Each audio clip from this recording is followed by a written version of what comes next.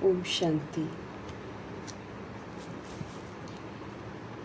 मीठे प्यारे बाबा, हम आत्माओं को समझते रहें कि अब बचपन की भूलें, अलबेलेपन की भूलें, आलस्य की भूलें और बेपरवाही की भूलें जो हम आत्माओं में रही हुई हैं, बाबा कहते हैं उन्हें भूल जाओ और अपने पावरफुल शक्ति स्वरूप में ज्ञान और योग के शस्त्र के साथ संपन्न बनकर शस्त्रधारी स्वरूप में सदा जागती ज्योत के रूप में रहो और अपने मास्टर रचता का जो स्वरूप है उसको प्रत्यक्ष करो।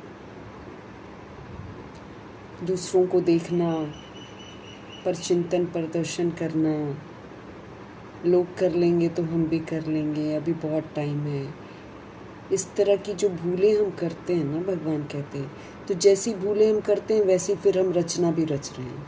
आगे जो रचना हमको देखेगी ना, वो भी ऐसे ही काम करेगी। तो अब हमें भगवान कहते हैं कि जो तुम देख रहे हो उसको देखते हुए तुम सदा जागती ज्योत बनकर रहो, तब जाकर जो रचना बिगड़ी हुई है वो भी सुधर जाएगी। ये नहीं कि हम उनको सुधारने में लग जाएं, हम खुद सुधर जाएं तो सब सुधरेंगे। हमारी जवाबदारी, हमारी जिम्मेवारियों का एहसास दिलाने वाले शिव पिता परमात्मा जी का तहे दिल से हम धन्यवाद करेंगे। अपनी जिम्मेवारी और जवाबदारियों को पूरा करने वाली आत्मा, व्यक्त ब्रह्मा, अव्यक्त ब्रह्मा, गुप्त बड़ी माँ, big brother, great great grandfather का रोल प्ले करने वाली आत्मा ब्रह्मा जी का तहे दिल से हम धन्यवाद करेंगे। धन्यवाद करते हुए दोनों ज़बरदस्त लाइट्स को हाजिर नाजिर करते हुए मीठे मीठे प्यारे प्यारे शिव पिता परमात्मा जी के महावाक्य हम उन्हीं से समझेंगे। अब जो उनकी समझ है पूरे वायुमंडल में फैले, पूरी प्रकृति में फैले, पूरे तत्वों में फैले, इसकी बड़ी ज़रूरत है। फिर मीठे परमपिता परमात्मा जी की समझ जो है सभी रूहों तक भी पहुँचे, इसकी भी बड़ी ज़रूरत है। तो उन रूहों तक पहुँचे जो इस समय वृद्ध शरीरों में हैं लेकिन घरों में बेचारे फंसे पड़े हैं, उनको नहीं मालूम है। ऐसी रूहों का बुद्धि का योग जो है घर वालों से हट जाए, सत्य परमपिता परमात्मा जी के साथ लग जाए। मीठे परमात्मा जी की समझ उन रूहों तक पहुँचे जो हम आत्माओं के साथ नकारात्मकता से कनेक्टेड हैं। हम आत्माओं के साथ बुद्धि का योग उनका हटे और परमपिता परमात्मा जी के साथ लगे।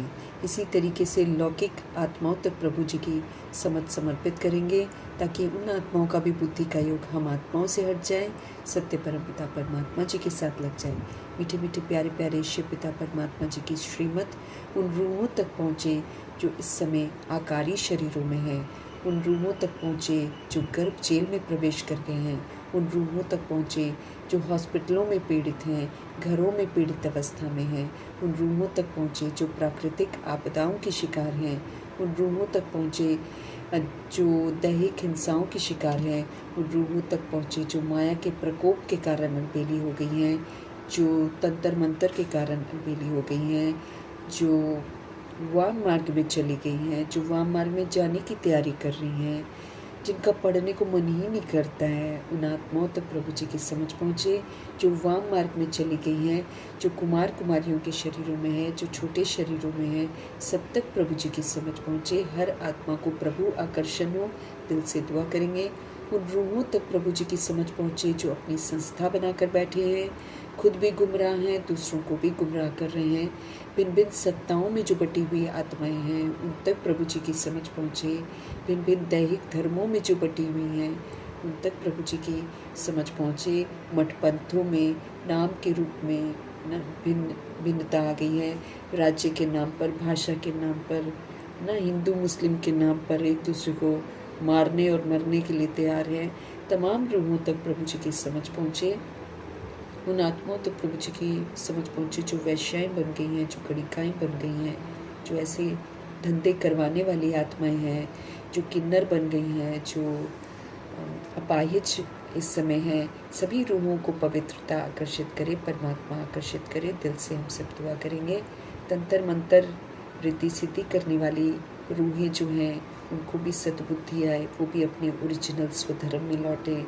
फिर मीठे मीठे परमपिता परमात्मा जी की समझ उन रूहों तक पहुँचे जो भटकती हुई रूहें हैं, भूत प्रेत बनकर इधर उधर भटक रही हैं, जो अंग तस्करियाँ कर रहे हैं, उन तक प्रभु जी की समझ पहुँचे। जो ह्यूमन फ्लैश, एनिमल फ्लैश खाकर जानवर से भी बदतर हो गए हैं, ऐसी आत्माओं तक प्रभु जी की समझ पहुँचे। फिल्म इंडस्ट्री की सोल्स तक प्रभु जी की समझ पहुँचे, जो आजकल गंदे गंदे गीत बना रहे हैं, जिससे यूथ जो है बिल्कुल बिगड़ता ही चला जा रहा है। ऐसी रूहों तक प्रभु जी की समझ पहुँचे। हर आत्मा अपने स्वधर्म में लौटे, दिल से दुआ करेंगे। उन आत्माओं तक प्रभु जी की समझ पहुँचे जो इस समय तरह तरह के नशों में धुत हैं, सबको ईश्वरीय नशा चढ़ जाए, ये दिल से हम सब दुआ करेंगे। मीठे मीठे प्यारे प्यारे शिव पिता परमात्मा जी की समझ जो है वो उन रूहों तक पहुँचे जहाँ अभी तक पहुँची ही नहीं है, और अगर पहुँचती भी है तो वो आत्माएं सुनने को ही तैयार नहीं है, वो कलयुग में ही मस्त हैं। ऐसी रूहों तक भी प्रभु जी की समझ पहुँचे, ये हम सब दिल से दुआ करेंगे। आतंकवादी बन गई हैं और अंडरवर्ल्ड डॉन्स बन गए हैं, सभी तक बाबा की समझ पहुँचे। हर रूह अपने स्वधर्म में लौटे, अपने आप को पहचाने, अपने पिता को पहचाने, ये हम सब दिल से दुआ करेंगे। दुआ करते हुए हम अपने लिए भी दुआ करेंगे कि हम भी आत्मिक स्थिति में स्थित होकर मुरली के एक एक महावाक्य को अपने लिए होमवर्क समझकर उसको ज़रूर पूरा करें और अपने आप को सजाओं से मुक्त करें। इन्हीं दुआओं के साथ पूरे एकाग्र बुद्धि होकर हम आत्माएं अपने लिए परमपिता परमात्मा जी के महावाक्य उन्हीं से सुनकर उन्हीं से समझेंगे। मीठे मीठे बाबा हमको बोल रहे हैं, मीठे बच्चे तुम यहाँ पर आए हो किस लिए? सेल्फ रियलाइज करने के लिए, खुद को रियलाइज करने के लिए कि तुम कौन हो, तुम कहाँ से आए हो, तुम कैसे थे, तुम किसके हो, तुमको क्या करना था और तुम क्या कर रहे हो। इसकी स्मृतियाँ बाबा आकर हमको दिलाते हैं, तो फिर हमको भी उसको महसूसता की शक्ति से रियलाइज़ करना है, सेल्फ को रियलाइज़ करना है कि मैं कौन हूँ। Self realization. तुम अपने को आत्मा समझ परमात्मा बाप से सुनो। देही अभिमानी रहने का अब तुम अभ्यास करो। बार बार याद दिला रहे हैं कि तुम जो असल में हो ना, उसकी तरफ अब तुम लौटो, क्योंकि असलियत की तरफ लौट के हमको वापस घर भी जाना है और पुनः इस सृष्टि रूपी ड्रामा में हमको आना भी है। मीठे मीठे बाबा बोले, तुम यहाँ आए हो खुद को रियलाइज़ करने के लिए, सेल्फ रियलाइज़ करने के लिए। तुम अपने को एक सोल समझो और परमात्मा बाप से सुनो और देही अभिमानी रहने का पूरा पूरा अभ्यास करो। एक बाप से मेरे को सुनना है, क्योंकि वही मेरा बाप है, वही मेरा सर्व संबंधी है, और इस दुनिया का जो विस्तार है वो एक रोल है, टेम्पररी है, विनाशी है, जिसको मैं असलियत समझ कर बैठ गई, लेकिन वास्तव में वो असलियत है ही नहीं है। असलियत तो हम आत्माओं की कुछ और ही है, जिससे बाबा हमको परिचित कराते हैं, क्योंकि वो हमारी असलियत को जानते हैं। तो हमको सेल्फ को रियलाइज़ करना है। हम आत्माओं को तरह तरह के स्वमान दे रखे हैं भगवान ने, उन स्वमानों को रियलाइज़ करना है। रियलाइज़ करना है कि ये मेरे हैं। तो मीठे मीठे बाबा बोले, मीठे बच्चे तुम यहाँ पर आए हो सेल्फ को रियलाइज़ करने के लिए, तुम खुद को रियलाइज़ करने के लिए आए हो, इसलिए रियलाइज़ करो, अपने को तुम आत्मा समझो और परमात्मा बाप से अब सुनो और किसी से नहीं सुनो, क्योंकि दुनिया देह की बातें करती है, वो देह की दुनिया है। वो परमात्मा हम आत्माओं को और हम आत्माओं की दुनिया के बारे में हमको समझाते हैं। तो सेल्फ रियलाइज़ करो, अपने को आत्मा समझकर परमपिता परमात्मा बाप को सुनो। अब सिर्फ उन्हीं को सुनना है, क्योंकि हम आत्माओं को परिवर्तन भी करना है, हम आत्माओं को अपनी ओरिजिनलिटी में भी लौटना है। इसीलिए अब सिर्फ एक शिव बाबा से हमको सुनना है। देही अभिमानी रहने का अब अभ्यास करो। अब हमको अभ्यास करना है आत्म अभिमानी होकर रहने का, अर्थात चलते फिरते अपने को आत्मा समझने का। और आत्म अभिमानी आत्मा फिर सबको आत्मा रूप में ही देखेगी, सबको सतोगुणी रूप में ही देखेगी, परमात्मा की याद में रहेगी और शुद्ध अभिमान में रहते हुए अपने ओरिजिनल स्वरूप और ओरिजिनल स्वधर्म को ही यूज़ करेगी। सदा पवित्र रहेगी, सदा शांत रहेगी, सदा स्थिर अचल अडोल सदा प्रेम स्वरूप, सदा आनंद स्वरूप, सदा शक्ति स्वरूप और सदा ज्ञान स्वरूप रहेगी। ये आत्म अभिमानी आत्मा की विशेषता है। तो इसमें रहने का मुझे अभ्यास करना है। जब हम रहेंगे तो हम सतोगुणी बन भी जाएंगे और हम इसका सहयोग दे देकर दूसरों को भी सतोगुणी बना देंगे। ऐसे चलेगा ना। तो इसीलिए देही अभिमानी रहने का मुझे अभ्यास करना है। मतलब पहले जो हम देह अभिमान में काम क्रोध लोभ मोह अहंकार में आकर पाठ बजा रहे थे, अब हमको आत्म अभिमान में रहना है और सतोगुणी पाठ बजाना है। हमको पवित्रता को कायम रखना है, हमको सदा शांत रहना है। दुनिया अशांत है, जो मेरे संबंध संपर्क में आएंगे वो भी अशांत होंगे, लेकिन मुझे आत्म अभिमानी अगर रहना है तो मुझे शांत रहना है, मुझे शांति का सहयोग सबको देना है। इसी तरीके से दुनिया नफरतों से भरी हुई है, जो मेरे संबंध संपर्क में आएंगे वो मुझसे नफरत करेंगे, मुझे घृणात्मक अपनी तरफ से व्यवहार करेंगे, लेकिन मुझे प्रेम स्वरूप रहकर उसको प्रेम का सहयोग देना है। शक्तिहीन आत्माएं मेरे संबंध संपर्क में आएंगी, लेकिन मुझे विस्तार को सार करने की शक्ति 8 शक्तियों का सहयोग उस आत्मा को देना है। वैसे 8 शक्तियों वाला रह के ही हम सहयोग दे सकते हैं, बोल कर नहीं दे सकते। इसी तरीके से अज्ञानता से भरी इस दुनिया में लोग जब हमारे संबंध संपर्क में आएंगे तो वो अज्ञानी ही होंगे, लेकिन मुझे समझ का सहयोग देना है। मुझे अपने आप को आत्मा परमात्मा का बच्चा समझकर पाठ बजाना है, मुझे सतोगुणी पाठ बजाना है। ऐसे हमको चलना है। तो मीठे मीठे प्यारे प्यारे शिव बाबा हमको समझ देते हैं कि मीठे बच्चे, तुम यहाँ पर आए हो सेल्फ को रियलाइज करने के लिए। तुम अपने को आत्मा समझ परमपिता परमात्मा बाप से सुनो।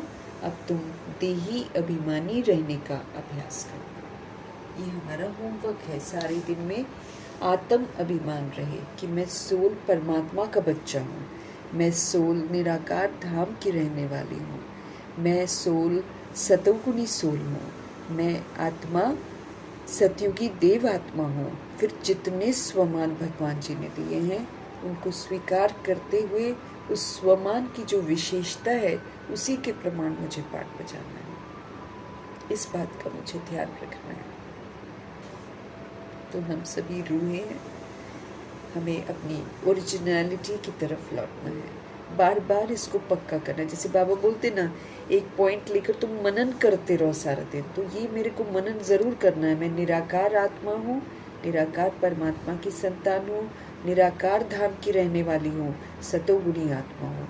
इसको जितना हम रिवाइज करेंगे फिर इसी के अनुसार मुझे पाठ बजाना है, तो मेरा कनेक्शन शिव बाबा से जुड़ जाएगा।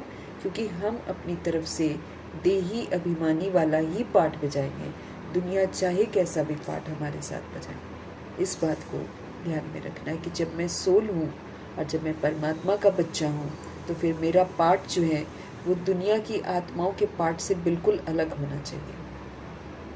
प्रश्न है, कई बार बच्चों से कोई पूछते हैं कि तुमने आत्मा का साक्षात्कार किया है, तो तुम उन्हें फिर कौन सा उत्तर दो? जब रूहें जो हैं, जब आपसे पूछते हैं, कोई पूछते हैं कि तुमने आत्मा का साक्षात्कार किया है, तो तुम उन्हें कौन सा उत्तर दो? उत्तर है, बोलो हाँ, हमने आत्मा का साक्षात्कार किया है। आत्मा ज्योति बिंदु है, आत्मा में ही अच्छे संस्कार और बुरे संस्कार हैं। आत्मा की सारी नॉलेज अभी हम आत्माओं को मिली है। जब तक आत्मा का साक्षात्कार नहीं किया था तब तक हम देह के अभिमान में थे। अभी हमें परमात्मा के द्वारा गॉड रियलाइजेशन और सेल्फ रियलाइजेशन हुआ है।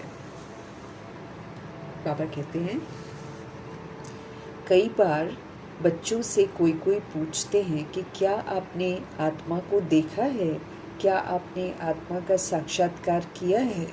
तो भगवान हमें सिखा रहे हैं कि तुम कौन सा उत्तर दो ऐसी सोल्स को। आप उन्हें जवाब दो, हाँ, हमने साक्षात्कार किया है। आत्मा ज्योति बिंदु है। आत्मा में ही अच्छे संस्कार है, आत्मा के अंदर ही बुरे संस्कार हैं। आत्मा की सारी नॉलेज जो है वो अभी हम आत्माओं को मिली है। जब तक आत्मा का साक्षात्कार हमने नहीं किया था तब तक हम देह के अभिमान में थे। अभी हम परमात्मा के द्वारा गॉड रियलाइजेशन कर रहे हैं। अभी हम परमात्मा के द्वारा सेल्फ रियलाइजेशन भी कर रहे हैं कि हम कौन हैं, हम किसके हैं और हमको क्या करना है। गॉड को भी रियलाइज़ कर रहे हैं और हम खुद को भी रियलाइज़ कर रहे हैं। इस तरह का उत्तर हमें उन आत्माओं को देना है जो हम आत्माओं से पूछते हैं कि क्या आपने आत्मा का साक्षात्कार किया है। तो ये जो भगवान हमको समझ देते हैं, इस समझ का जवाब हमको रूहों को देना है। गीत है, न वो हमसे जुदा होंगे, न उल्फत कभी कम होगी। कुछ ऐसा गीत है पुराना जिसको ब्रह्मा जी ने शिव बाबा के लिए अप्लाई किया। ओम शांति। मीठे मीठे रूहानी बच्चों ने ये गीत सुना। रूहानी बच्चे कहते हैं, कैसे कहते हैं? मीठे मीठे रूहानी बच्चों ने ये गीत सुना। रूहानी बच्चे कहते हैं शरीर के द्वारा। ऐसे कोई कभी नहीं कहेंगे कि हम मर मिटेंगे साधु संतों के ऊपर। बच्चे जानते हैं कि हमको उनके साथ जाना है, किनके साथ? शिव बाबा के साथ जाना है। ये शरीर मुझे छोड़ देना है, इसको हमको पक्का कर लेना है ना, ताकि दिक्कत नहीं आए ना। रियलाइज़ करना है कि खेल खेला है बस हमने। ये खेल परमानेंट थोड़ी होता है कि खेलते ही रहेंगे खेलते ही रहेंगे। हम तो इतना लंबा अरसा खेल लिया, अब खेल बिगड़ गया है। अब इसको ख़त्म करने के लिए इसका विनाश ही ज़रूरी है, और कोई तरीका नहीं है। क्योंकि आत्माएं बिगड़ गई हैं, किसी की नहीं सुनने वाली हैं, मन मर्जी की मालिक हो गई हैं, हिंसाएं करती हैं, अधिकार जमा रही हैं। ये मेरा है मेरा है, हर चीज़ पर अधिकार जमा रही हैं। पानी तक को बांट रही हैं, कईयों को प्यासा रख रही हैं, कईयों से ज़मीन छीन रही हैं, कईयों से घर छीन रही हैं। तो मनमानी होने लग गई है ना। तो इसकी समाप्ति बहुत ज़रूरी है। इसीलिए हमको ये ध्यान रखना है कि हमें अब वापस घर जाना है और हमें शिव पिता परमात्मा के साथ जाना है। उसके लिए फिर हमको लायक बनना पड़ेगा, ऐसे ही तो हम नहीं जा सकते हैं। तो हमको साथ भी जाना है और हमको ये जो शरीर है ये एक मिट्टी का खिलौना है जिसको मुझे छोड़ना भी है। इसलिए ये कहते हैं ये शरीर छोड़ करके हम चले जाएंगे बाप के साथ। बाप आए ही हैं, किस लिए? हमको साथ ले जाने के लिए। तो रिगार्ड रखना है ना भगवान का।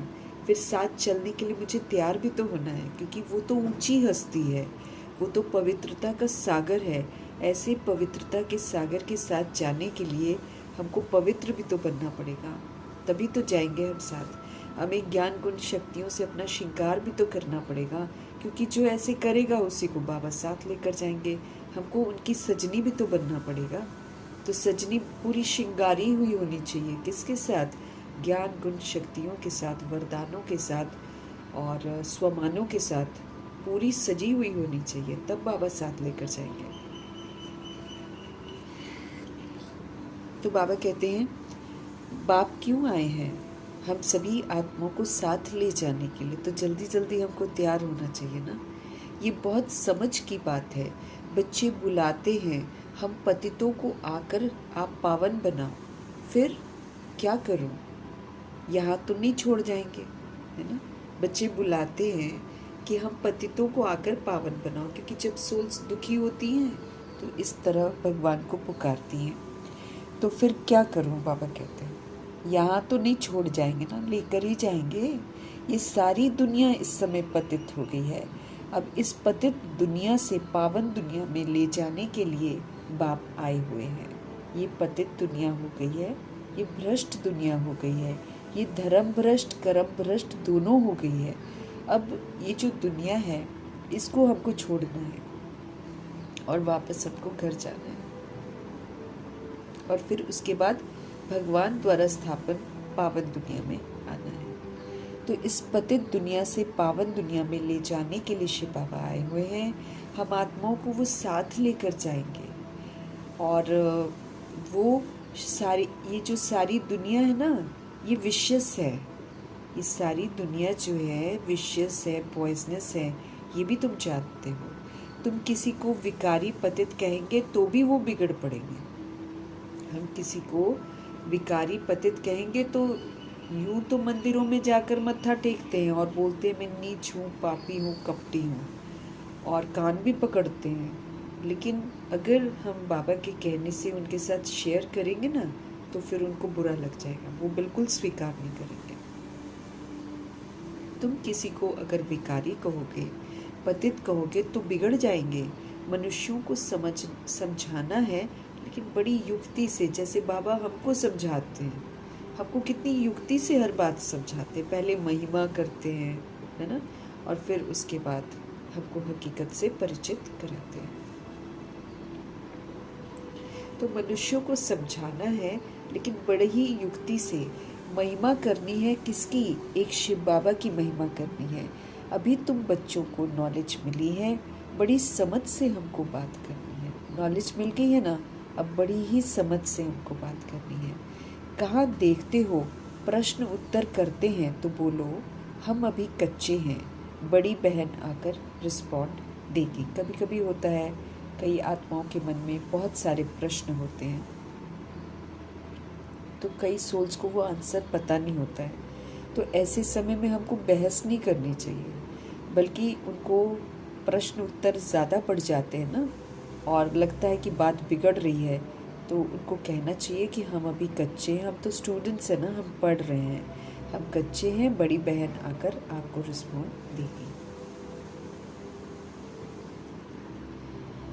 तुम कहते हो शिव बाबा समझाते हैं, भगवानुवाच, मनुष्य तो सब के सब पतित हैं।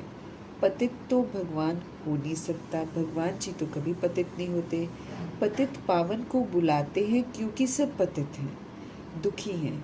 देहधारियों को भगवान नहीं कह सकते हैं, कोई भी देहधारी भगवान नहीं है। मतलब लक्ष्मी नारायण देहधारी हैं, है ना, जितने राम सीता देहधारी हैं, ये लोग भगवान नहीं है। सन्यासी देहधारी हैं, भगवान नहीं है। संत महात्मा देहधारी हैं, भगवान नहीं है। 10 गुरु सिखिज्म में देहधारी हैं, इसलिए वो भगवान नहीं है। तो देहधारियों को भगवान नहीं कह सकते। और हम रूहें हैं, हमको सुप्रीम रूह को ही याद करना है। देहधारी को याद करने से हम थोड़ी छूट जाएंगे।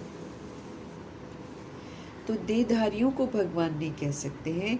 भगवान तो निराकार शिव को ही कहा जाता है। शिव के मंदिर भी बहुत हैं। पहले पहले जब एक बात को समझ लेवे ना, तब वो ठहर सकेंगे। बड़े प्यार से उनको समझाना है और धीरे धीरे समझाना है। जब वो एक बात पर टिक जाएंगे या समझ लेंगे ना, तब वो ठहर सकेंगे। क्योंकि नहीं तो अंधविश्वास में तो कितनी सारी बातें सुन रखी हैं, कितनी सारी भावनाएं दिल में बसा रखी हैं भगवान को लेकर, तो जल्दी आत्माओं को दुख हो जाता है। तो इसीलिए किसी को दुख तो देना नहीं है, तो बड़ा ही युक्ति से हर बात समझानी है। तो पहले पहले बताओ कि शिव भगवानुवाच, शिव बाबा कहते हैं कि अब तुम मामेकम याद करो, अब सिर्फ आप मुझे याद करो। अब शिव बाबा को अपना शरीर नहीं है। ब्रह्मा विष्णु शंकर को भी अपना सूक्ष्म शरीर है ना। अब शिव बाबा कहते हैं मामेकम याद करो, उनको अपना शरीर है नहीं। ब्रह्मा विष्णु शंकर को भी अपना सूक्ष्म शरीर है, सटल शरीर है, आकारी शरीर है, इसलिए उनको भी भगवान नहीं कह सकते हैं। क्योंकि बॉडी के आकार का जो फॉर्मेशन है वो भगवान जी का नहीं है। तो भगवान जी के पास ना आकारी शरीर है और न साकारी शरीर है, उनको भगवान कहते हैं। बाकी ये आकार वाला शरीर भी है तो भी भगवान नहीं कहलाएंगे, और अगर 5 तत्वों का शरीर है तो भी भगवान नहीं कहलाएंगे। और आत्माएं इस समय आकारी को भी और साकारी को भी भगवान कहते हैं। वो जिनको धर्म स्थापक बना लेते हैं, उन धर्म स्थापकों को भी भगवान कहते हैं। तो तो अब उनको बाहर निकालना है, क्योंकि अंतिम समय में एक शिव पिता परमात्मा को ही हमको याद करना है। देखने में आता है, ये तो देखने में नहीं आते हैं शिव बाबा, उनको कहा ही जाता है परमपिता परमात्मा। तुम भी कहेंगे हम आत्मा, एक शरीर छोड़कर हम दूसरा लेते हैं। तो जब हम शरीर छोड़ते हैं, दूसरा लेते हैं, तो हम दिखाई नहीं देते हैं, है ना? किसी को दिखाई देता है? सामने आत्मा शरीर छोड़ जाती है, किसी को पता चलता है? बस बॉडी देखते कि बॉडी के मूवमेंट्स खत्म हो गई, तो समझते हैं कि ये उन्होंने शरीर छोड़ दिया। लेकिन किन्होंने शरीर छोड़ दिया? अब ये तो लोग तो ये भी नहीं बोलते कि शरीर छोड़ दिया, वो तो ये बोलते मर गया, बस बात खत्म हो गई, वो तो ये सोचते हैं। लेकिन ऐसा तो नहीं होता है। भगवान जी स्पष्ट कर रहे हैं कि निराकार आत्मा जो इन आंखों से दिखाई नहीं देती है, वो एक शरीर छोड़कर दूसरा लेती है। तुमने अपनी आत्मा का साक्षात्कार किया है। भक्ति मार्ग में साक्षात्कार के लिए क्या करते हैं? नौधा भक्ति करते हैं। परंतु भक्ति करने वालों ने कब साक्षात्कार नहीं किया है? उनको कहाँ नौधा भक्ति भी करते हैं, तो कहाँ साक्षात्कार करते हैं इस तरह आत्मा का, परमात्मा का? वो क्या चीज़ है ये बिल्कुल ही नहीं जानते हैं। सिर्फ कहते हैं वो निराकार है। बातचीत तो आत्मा करती है ना, संस्कार भी आत्मा में रहते हैं। कैसे संस्कार हैं, क्या हैं, वो आत्मा लेकर जाती है। आत्मा निकल जाती है तो ना आत्मा न शरीर बात कर सकते हैं, है ना? आत्मा जब निकल जाती है तो आत्मा वहीं पर रहती है 13 दिन, लेकिन और जब आत्मा निकल गई, उनकी बॉडी पड़ी होती है, तो ना बॉडी बात कर सकती है और ना आत्मा बात कर सकती है। चुप करके देखती है बस सारे ड्रामे को कि मैंने क्या किया, मैंने क्या बनाया, और ये सब मेरे क्या है, इनमें से तो कोई भी मेरा नहीं है। उसको रियलाइजेशन होता है उस समय। अब हमको जीते जी ये रियलाइज़ करना है, ताकि जब हम शरीर छोड़ें या जब दूसरे शरीर छोड़े तो हमको दुख नहीं होना चाहिए। बाबा हमको समझ दे रहे हैं कि संस्कार आत्मा के अंदर रहते हैं, उन्हीं संस्कारों के साथ वो दूसरा बॉडी लेती है। तो आत्मा निकल जाती है ना? आत्मा निकल जाती है तो न आत्मा और न शरीर बात कर सकते हैं, क्योंकि बॉडी से अलग हो गई वो। अब उसके पास इंस्ट्रूमेंट नहीं है। ये भी ड्रामा में विधि बनाई हुई है ताकि वो 13 डेज अपने रियलाइजेशन से भगवान से जुड़े, क्योंकि फिर वो गर्भ जेल में जाएगी, वहाँ पे उसको भगवान से कनेक्ट होना है। तो इसीलिए 13 डेज की पूरा उसको सारा जो उसने विस्तार किया होता है ना, उसका उसको रियलाइजेशन होता है। वो हर किसी को सुन सकती है, हर किसी को देख सकती है, बस बोल नहीं सकती। क्यों? उसके पास आकारी शरीर होता है जिससे वो देखती बोलती है, मतलब देखती और सुनती है। आकारी बॉडी होती है उसकी। अब देखो ऊपर जब हम वतन में जाएंगे, सूक्ष्म वतन में जाते हैं, तो आकारी शरीर में होती है ना सोल्स, तो बात तो नहीं कर सकती है वहाँ पर, वो इशारों से बात करते हैं वहाँ पर। तो इसलिए ये सोल भी जो बॉडी से निकलती है, इसके पास आकारी बॉडी होती है। अब वो आकारी बॉडी से बात नहीं कर सकती है, लेकिन वो देख भी सकती है और सुन भी सकती है सारा कुछ। कौन क्या सोच रहा है, कौन क्या बोल रहा है, सब कुछ देखती है।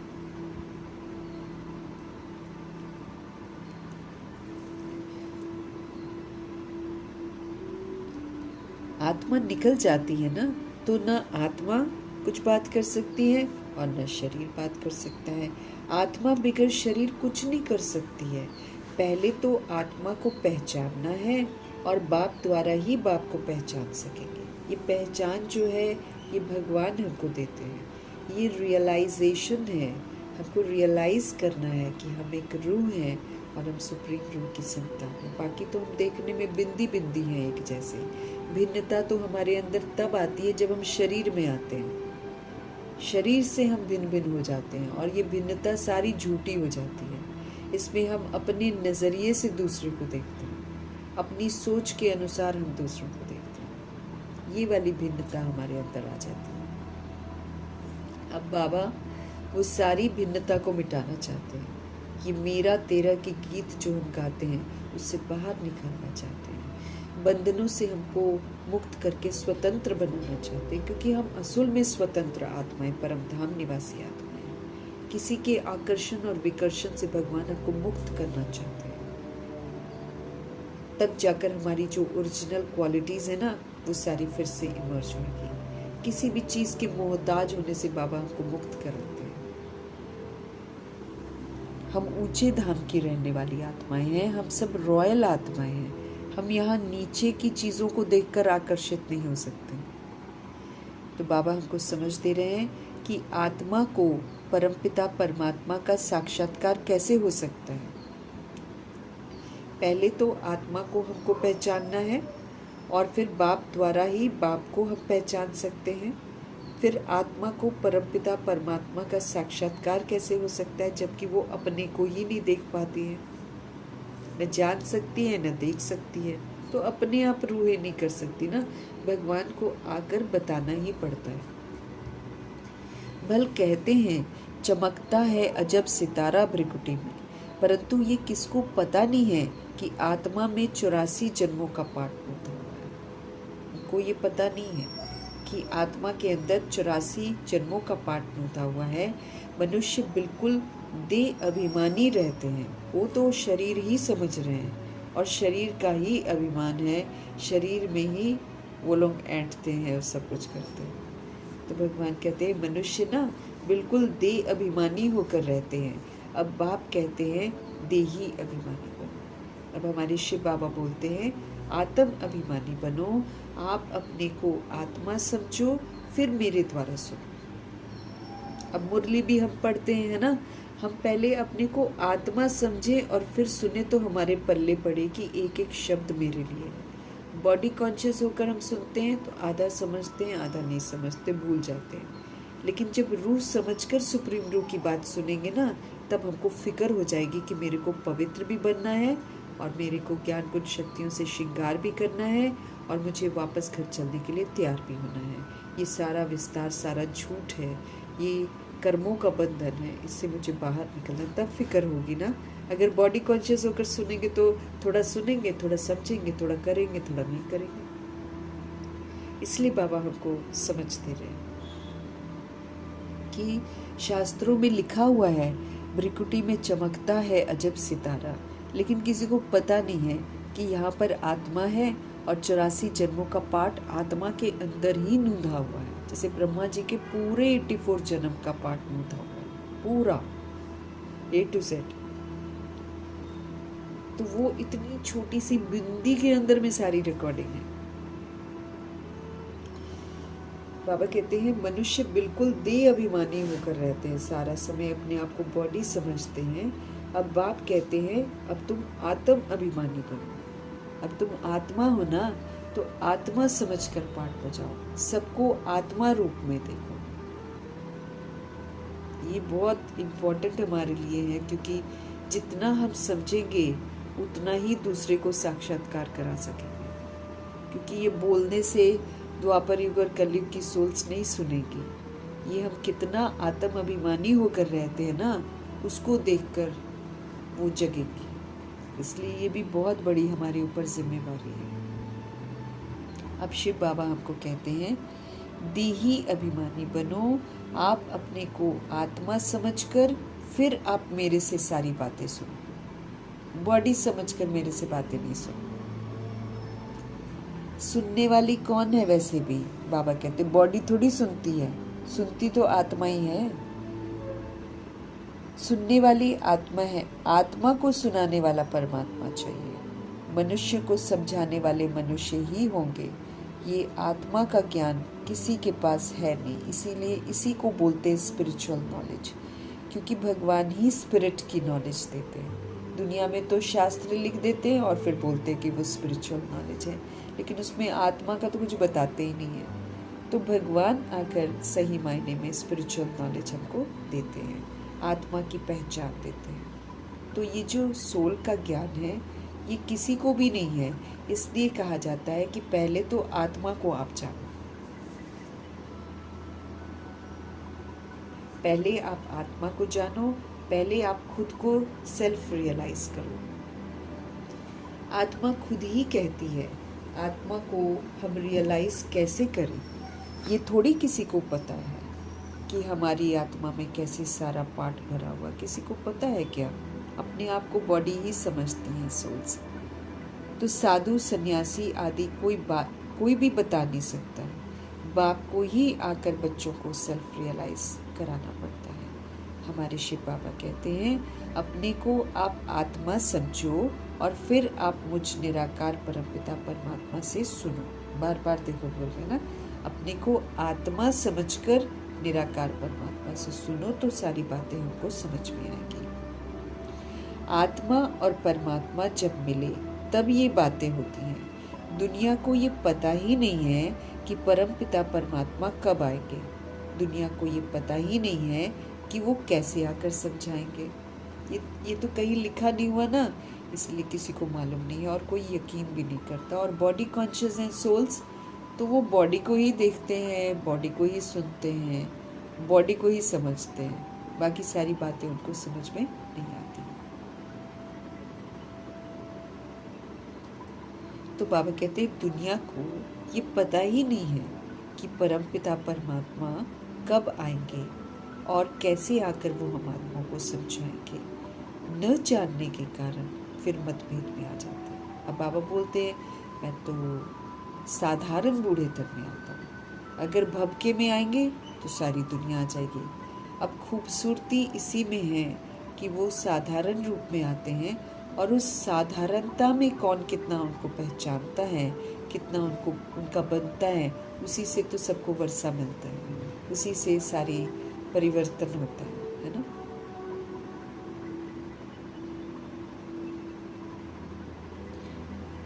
तो बाबा कहते दुनिया को ये पता ही नहीं है कि परमपिता परमात्मा कब आएंगे। दुनिया को ये पता ही नहीं है कि कैसे आकर वो समझाएंगे। न जानने के कारण उनके अंदर में मतभेद आ जाते हैं। उन सब का मदार है शास्त्रों पर। बाप कहते हैं उनसे न तुम मुझे रियलाइज कर सकेंगे, जितनी मर्जी रामायण पढ़ लो, महाभारत पढ़ लो, शिव पुराण समझ पढ़ लो, जितने भी शास्त्र आप पढ़ लो, बाप कहते हैं उनसे न तुम मुझे रियलाइज कर सकेंगे और न तुम अपने आप को रियलाइज कर सकेंगे। आप किसी को भी रियलाइज नहीं कर सकेंगे। वो तो कह देते हैं, दुनिया वाले तो कह देते हैं आत्मा सो परमात्मा। ऐसे कहने से क्या होता है? हमको पतित से पावन कौन बनाएंगे? त्रिकालदर्शी हमको कौन बनाएंगे? कोई भी आत्मा और परमात्मा का ज्ञान तो दे ही नहीं सकता, है ना। बाबा कहते हैं शास्त्र जितने मर्जी लोग पढ़ रहे हैं, लेकिन पढ़ते हुए भी न भगवान को कोई रियलाइज कर पाता है, न अपने आप को रियलाइज कर पाता है। वो तो कह देते हैं उल्टा कि आत्मा ही परमात्मा, ऐसे बोल देते हैं वो लोग। हमको पतित से पावन कौन बनाएंगे? हमको त्रिकालदर्शी कौन बनाएंगे? कोई भी आत्मा और परमात्मा का ज्ञान तो दे ही नहीं सकता है, क्योंकि भगवान जी खुद आकर देते हैं। इसलिए तुम कहते हो जो आत्माएं अपने बाप को नहीं जानती हैं वो नास्तिक है। हम सभी रूहें भी सब के सब नास्तिक थे जब भगवान को नहीं जानते थे। हम सभी तो नास्तिक थे। पुजारी तो हम सभी थे, पूजा तो घनी कर रहे होंगे, सब कुछ कर रहे होंगे, लेकिन हम असूल में नास्तिक हैं। ये भगवान आकर हमको बताते हैं कि तुम तो नास्तिक बन गए। ऐसे ही सारी दुनिया धर्म स्थापकों को मान रही है, शास्त्र पढ़ रही है, पूजा पाठ कर रही है, लेकिन सब के सब नास्तिक हैं, क्योंकि नास्तिक का मतलब ही है जो भगवान को नहीं जानते, है ना। और जो भगवान को जानते हैं वो है आस्तिक। तो हम जब नहीं जानते तो हम सारे ही नास्तिक थे। अभी बाबा ने हमको समझ दी है तो हम आस्तिक बने हैं। तो भी बाबा ने बोला है हम तब आस्तिक कहलाएंगे जब हम परमपिता परमात्मा की हर बात पर चलेंगे। जब तक हम हर श्रीमत पर नहीं चलते तब तक हम नास्तिक की लिस्ट में ही रहेंगे। आस्तिक का मतलब है हमने भगवान को जाना और फिर भगवान जैसे कहते हैं वैसे ही करना, तब आस्तिक बनते हैं ना। तो प्रभु जी हमें समझ दे रहे हैं कि सोल जब तक अपने फादर को जानती नहीं है तब तक वो नास्तिक है, फिर चाहे जितना मर्जी वो पूजा पाठ करती रहे, वो नास्तिक ही कहलाएगी। वो फिर कह देते हैं कि जो भक्ति नहीं करते हैं वो नास्तिक है। वो हम लोग को नास्तिक बोलेंगे कि ये लोग भक्ति नहीं करते। अब भक्ति तो अंधियारा है, भक्ति तो यूं ही बनाई हुई है मनुष्यों ने, उसका कोई अस्तित्व थोड़ी है। कभी शिवलिंग को पूज लिया, फिर कभी नारायण लक्ष्मी को पूज लिया, फिर राम सीता को पूज लिया, फिर पेड़ पौधों को भी पूज लिया, फिर धर्म स्थापकों को पूज लिया, फिर जो देहधारी गुरु हैं उनको पूज लिया। हाँ? फिर कलयुग में तो हद पार कर दी कि जो विकारी हथियाला बांधते हैं तो फिर पति को भी परमेश्वर कह दिया। अब शादी ही करते हैं तो बोलते हैं अब आज से आपका पति आपका परमेश्वर है, ऐसे बोलते हैं। फिर मारे भी खाती हैं, गालियाँ भी खाती हैं, फिर करवा चौथ का व्रत भी रखती हैं, फिर उसके पैर भी छूती हैं, फिर उसकी आरती भी उतारती हैं। फिर अब कलयुग का अंतिम दौर जो चल रहा है, इसमें भूत प्रेत आत्माओं को भी आत्माएं पूजा करती हैं, सामने रख देती हैं देवियों की मूर्तियाँ, और वैसे किसी न किसी स्पिरिट को कब्जे में करती हैं और फिर पूजा करके लोगों को गुमराह करती हैं, पैसा कमाती हैं। तो ये तो कलयुग का दौर आ गया है। कुछ नहीं जानता कोई भी भगवान के बारे में, तो सब के सब नास्तिक हैं, लेकिन भक्ति करते हैं तो फिर जब हम रूहें कहीं पर शेयर करते हैं या उनको पता चलता है हम लोग के बारे में, तो वो लोग सोचते हैं कि यही लोग नास्तिक हैं, ये भक्ति नहीं करते।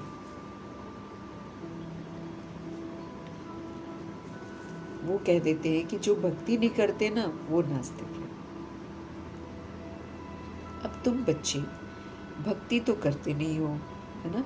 तुम्हारे पास चित्र बहुत अच्छे हैं, चित्रों पर भी समझाया जाता है।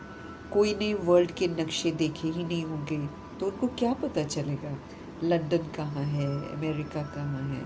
तो जब तक टीचर बैठकर मैप पर समझाए, इसलिए तुमने ये चित्र बनाए हैं, परंतु डिटेल में कोई समझ नहीं सकते। भगवान जी ने चित्र तो बहुत सुंदर सुंदर बनवाए हैं, लेकिन बाबा कहते हैं कि सभी आत्माएं ना इसको डिटेल में नहीं समझ पाती। सूर्यवंशियों ने ये राजधानी कहाँ से ली है? सूर्यवंशियों ने ये राजधानी कहाँ से ली है? फिर चंद्रवंशियों ने कैसे ली है? क्या सूर्यवंशी से लड़ाई की है? तुम समझते हो सबको वर्षा एक बाप से मिलता है और अभी संगम युग में ही मिल जाता है, सारा फिक्स, इसलिए कोई किसी से छीनता नहीं है। जब सूर्यवंशी सीढ़ी नीचे उतर आते हैं 8, तो वो राज्य को चंद्रवंशियों को सौंप देते हैं। फिर जो रूहें त्रेता युग में आती हैं वो फिर संभाल लेती हैं, ऐसे हो जाता है। तो यहाँ कोई छीना झपटी नहीं है। यहाँ हम सभी रूहें जैसा अभी करते हैं, जैसा हम कमाते हैं, वैसा हम अपना भाग्य यहीं पर बना लेते हैं।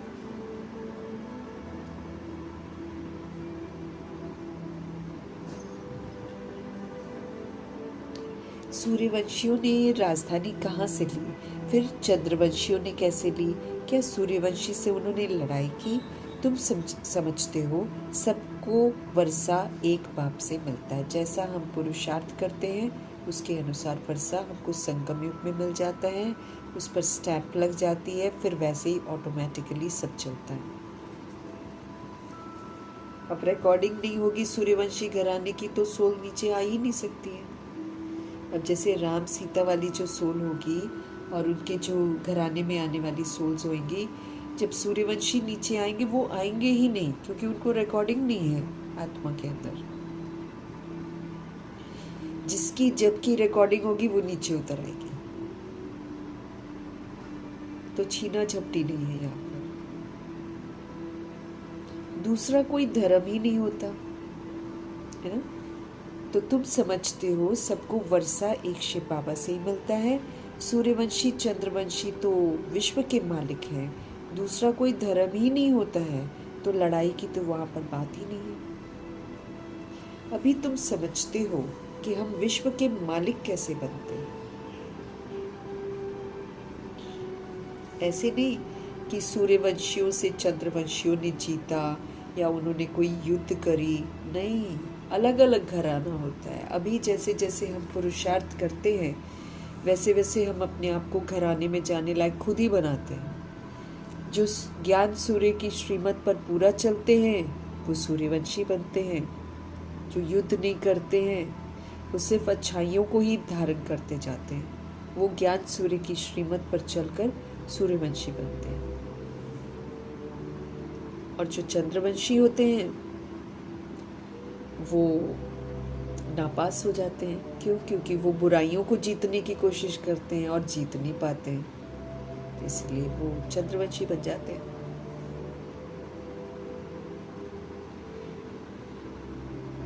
अलग अलग घराना होता है बाबा के। अब तुम्हारी बुद्धि में ये चित्रों की सारी नॉलेज है। स्कूल में भी स्टूडेंट पढ़ते हैं तो बुद्धि में सारी नॉलेज आ जाती है। छोटे बच्चों को किताब में दिखाया जाता है कि ये हाथी है, ये फलाना है। अब तुम इस ड्रामा को जान गए हो। ये सारा चक्र जो है बुद्धि में है। भगवान जी ने चित्र बनवा दिए, सीढ़ी का चित्र बनवा दिया, कल्प वृक्ष का बनवा दिया, गोले का बना दिया, त्रिमूर्ति का बनवा दिया। तो ये सारे चित्र हमारी बड़ी मदद करते हैं, बड़े आराम से सारी चीज़ें समझ में आती हैं। और अब तो दिन पर दिन भगवान जी और भी सुंदर सुंदर बनवाते जा रहे हैं, जिससे आत्माएं आकर्षित होती हैं और फिर फटाफट समझ में आता है। क्योंकि आत्माएं ही ऐसी हैं, वो आकर्षण देखकर ही समझती हैं। जब हम ज्ञान में आए थे तब तो बहुत सिंपल वाली बुक थी, छोटे छोटे चित्र थे। अभी देखो कितने सुंदर सुंदर बनाते हैं, जिससे अब की रूहें जो है अट्रैक्ट होकर समझ सकती हैं।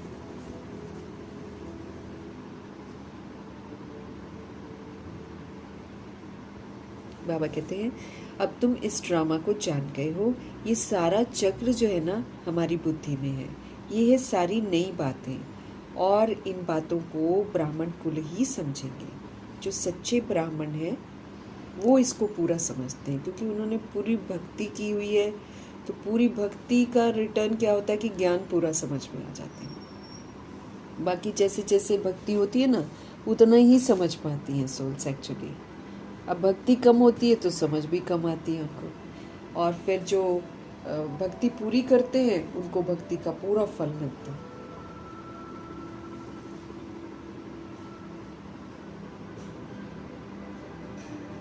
अब तुम्हारी बुद्धि में ये चित्रों की सारी नॉलेज है। स्कूल में भी स्टूडेंट पढ़ते हैं तो बुद्धि में सारी नॉलेज आ जाती है। छोटे बच्चों को किताब में दिखाया जाता है कि ये हाथी है, ये फलाना है। अब तुम इस ड्रामा को जान गए हो। ऐसे हम बच्चों को बोलेंगे हाथी होता है, ये उनको नहीं समझ में आएगा। लेकिन उनके छोटे नर्सरी में भी देखो कितनी प्यारी प्यारी बुक्स होती हैं, तो उसमें बड़े बड़े चित्र होते हैं, फिर बच्चे पहचान जाते हैं कि हाँ अच्छा इसको एलिफेंट बोलते हैं। तो अब तुम इस ड्रामा को जान गए हो। हम भी ABCD से पढ़ते हैं। अब हम कहने को हमारे पास डिग्रियां होती हैं, बहुत कुछ होता है, लेकिन हम कुछ भी नहीं जानते डिग्रियों के रहते हुए भी। तो असलियत तो बाबा से हम अभी समझते हैं, इसलिए बाबा हमको ABCD से सब कुछ समझाते हैं। आत्मा, फिर परमात्मा, फिर पूरा ड्रामा।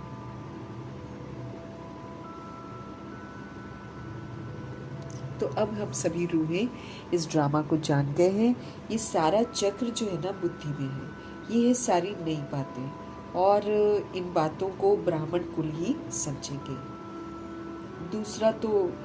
दूसरे तो बैठ फालतू डिबेट करेंगे। अब कईयों को डिबेट करनी होती है, वो खामखा की बहस करेंगे। ऐसे भी नहीं कि सबको इकट्ठा समझाया जा सकता, नहीं, अलग अलग समझाना पड़ता। कोई कैसा होता है, कभी कभी कोई सोल होती है वो ज्ञान में चलने वाली होती है, लेकिन उसके साथ जो आई होती है ना वो उसके दिमाग में कुछ न कुछ डाल देगी उल्टा सीधा, तो फिर उसका भी दिमाग खराब कर देगी। तो इसीलिए बाबा बोलते हैं सिर्फ ब्राह्मण कुल की जो सोल्स होती है ना वही समझ पाती हैं।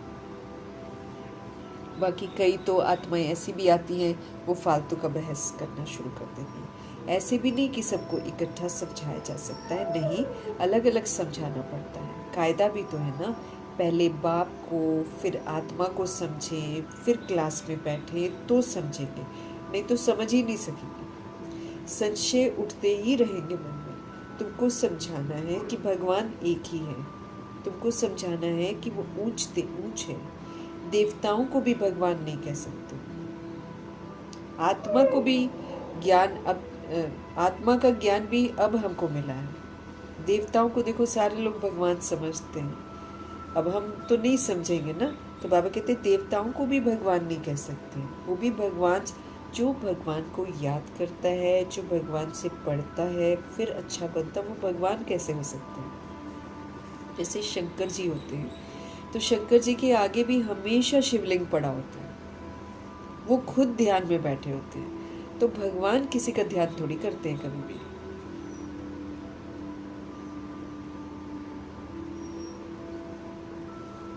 बाबा कहते हैं कायदा भी है कि पहले बाप को फिर आत्मा को समझें, फिर क्लास में बैठें तो समझेंगे, नहीं तो समझ ही नहीं सकेंगे। संशय उठाते ही रहेंगे, कोई ना कोई डाउट उनको आता रहेगा। तुमको समझाना है भगवान एक ही है और वो ऊंच से ऊंच है। देवताओं को भी भगवान नहीं कह सकते। आत्मा का भी ज्ञान अब तुमको मिला है। कर्म का फल आत्मा ही भोगती है। हम सभी रूहें कर्म करते हैं और फिर हम अपने कर्मों का भुगतान करते हैं। फल अच्छा भी मिलता है, अच्छे कर्म करते हैं अच्छा फल मिलता है, बुरे कर्म करते हैं तो बुरा फल मिलता है। संस्कार कहाँ रहते हैं? आत्मा में ही रहते हैं संस्कार। आत्मा सुनती है कैसे? इन ऑर्गन्स के द्वारा। भगवान बाप एक है, वर्षा हमको उनसे मिलता है। बाबा ने समझाया है तुम अपने को आत्मा निश्चय करो और अपना बुद्धि का योग जो है ना वो बाप के साथ लगाओ। क्या करो? तुम अपने को आत्मा निश्चय करो और फिर बाप से बुद्धि योग लगाओ। जन्म जन्मांतर भक्ति करते आए हो, हनुमान के भी पुजारी होंगे तो हनुमान को याद करेंगे, श्री कृष्ण के पुजारी होंगे तो श्री कृष्ण को याद करेंगे। अभी तुमको समझाया जाता है कि तुम एक सोल हो, तुम्हारा परमपिता परमात्मा सब कुछ है। उनको याद करने से ही हमको वर्षा मिलेगा। ये टाइम है वर्षा लेने का। ये समय जो चल रहा है ना, ये वर्षा लेने का समय चल रहा है। तो हमको रियलाइज करवा रहे हैं कि हम सोल से, और हम सोल के सब कुछ कौन है? परमपिता परमात्मा। अब हम उनको याद करेंगे तो मेरे विक्रम विनाश होंगे। उनको याद करेंगे तो ज्ञान योग धारणा सेवा हमको समझ में आएगा। उनको याद करेंगे तो हम उनसे वर्षा ले सकेंगे। जो बाप है स्वर्ग का रचता, तो जरूर हम स्वर्ग में होने चाहिए ना। फिर बाबा के है ना, जो बाप है स्वर्ग का रचता है तो जरूर हम स्वर्ग में होने चाहिए। भारत स्वर्ग था, अभी तो स्वर्ग है नहीं। वो तो राजा, जो राजाई हो, नरक में तो रावण की राजाई है। हमारी राजधानी कैसे चली, फिर हम कैसे नीचे उतरे, कुछ भी नहीं जानते। हमारी राजधानी कैसे चली, फिर हम कैसे नीचे उतरे, कुछ भी नहीं जानते हैं। अभी तुम जानते हो पुनर्जन्म लेते लेते हमको नीचे तो उतरना ही है। अब फिर हमारे शिव बाबा कहते हैं मुझे याद करो, मुझे तुम याद करो तो तुम पावन बनेंगे। मुझे तुम याद करो तो तुम पावन बनेंगे। स्वर्ग का वर्षा भी आपको मिलेगा। हम बाप के बनते हैं तो बाप का वर्षा मिलता है, परंतु जब तक तमो प्रधान से सतो प्रधान नहीं बने हैं, योग से पावन नहीं बने हैं, तब तक हमको वर्षा मिल नहीं सकता। भगवान जी बिल्कुल स्पष्ट कर रहे हैं।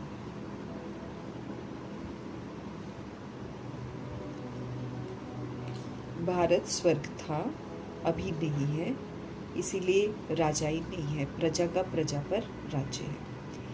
नरक में तो रावण की राजाई होगी ना, तो सब इस समय रावण है। रावण रूल कर रहा है, अत्याचार कर रहा है, भ्रष्टाचार कर रहा है, खुले आम चोरी डकैती झूठ सब चल रहा है। तो ये रावण का राज्य है। हमारी राजधानी कैसे चली, फिर वो कैसे नीचे उतरे, कुछ भी कोई नहीं जानता। अभी तुम जानते हो कि पुनर्जन्म लेते लेते हमको नीचे उतरना ही है। अब फिर हमारे शिव बाबा कहते हैं कि मुझे याद करो तो तुम पावन बन जाएंगे, स्वर्ग का वर्षा आपको मिल जाएगा। हम बाप के बनते हैं तो बाप का वर्षा हमको मिलता है, परंतु जब तक तमो प्रधान से सतो प्रधान न बने, योग से पावन न बने, तब तक वर्षा हमको मिल नहीं सकते। स्पष्ट कर रहे हैं भगवान जी कि हम इस समय बाप के बनते हैं तो बाप का वर्षा मिलता है, परंतु इसकी भी कंडीशन है कि जब तक हम तमो प्रधान से सतो प्रधान नहीं बनेंगे, जब तक हम योग से पावन नहीं बनेंगे, तब तक हमको वर्षा मिल नहीं सकती। हमारे शिव बाबा कहते हैं, मुझे याद करने से तुम्हारे सारे पाप कर्म विनाश हो जाएंगे। मुझे याद करने से तुम्हारे सारे पाप कर्म विनाश हो जाएंगे, तुम विकर्माजीत बन जाओगे, फिर तुम कभी भी कोई पाप कर्म नहीं करोगे। ये तो गारंटी है। अगर तुम मुझे याद करोगे, ये तो गारंटी है कि तुमने जो 63 जन्म पाप कर्म किए हैं वो विनाश हो जाएंगे, और अब फिर से विकर्म नहीं करने की ताकत भी आप में आ जाएगी। समझानी देनी पड़ती है।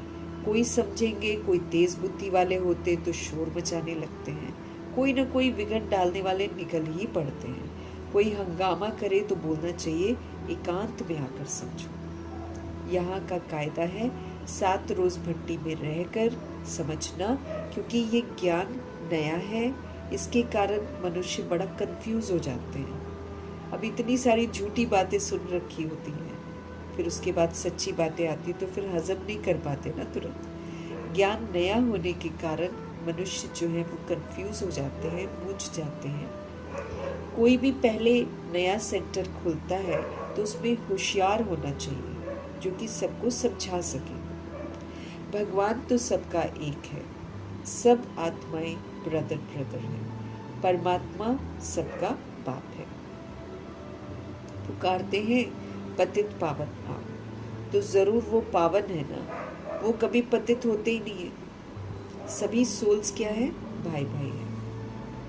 परमपिता परमात्मा सबके फादर है। पुकारते हैं पतित पावन आओ, तो जरूर वो पावन है ना, वो कभी पतित होते ही नहीं है। हमारे शिव बाबा बाप ही आकर पतितों को पावन बनाएंगे।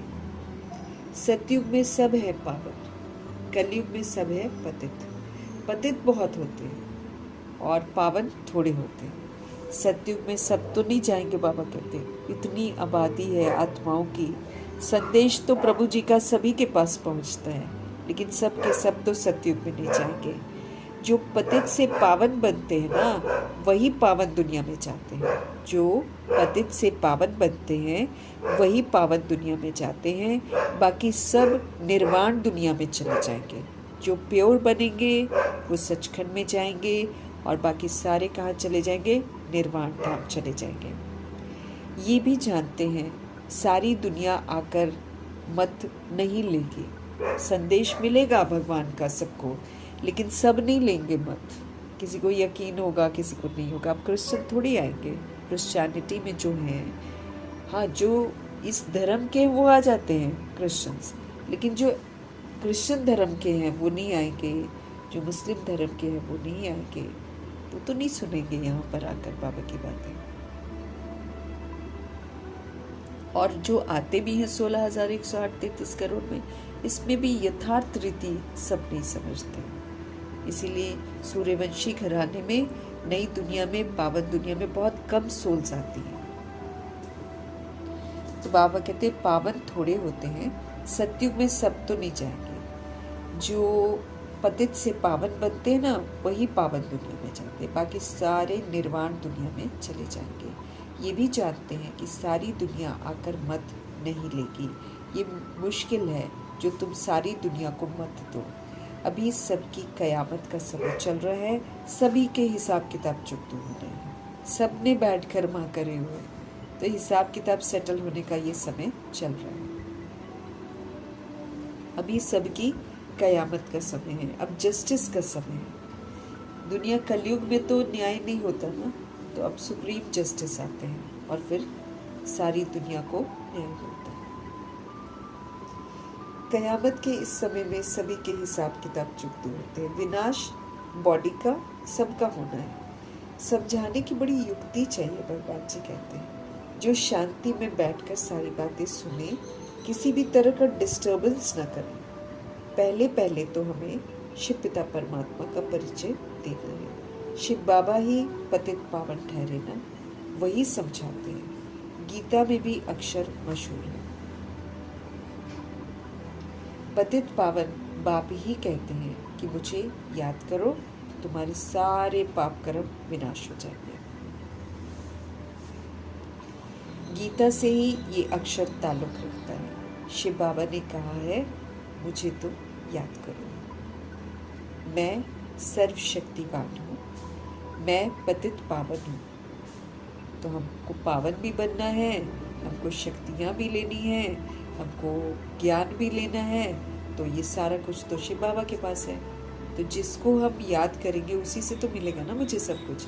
अगर हम अज्ञानियों को याद करेंगे तो अज्ञानता ही मिलेगी, और शिव बाबा को याद करेंगे तो फिर हमें ज्ञान भी मिलेगा, हम पावन भी बनेंगे और समझदार भी बनेंगे, सारी शक्तियों से हम संपन्न भी बनेंगे।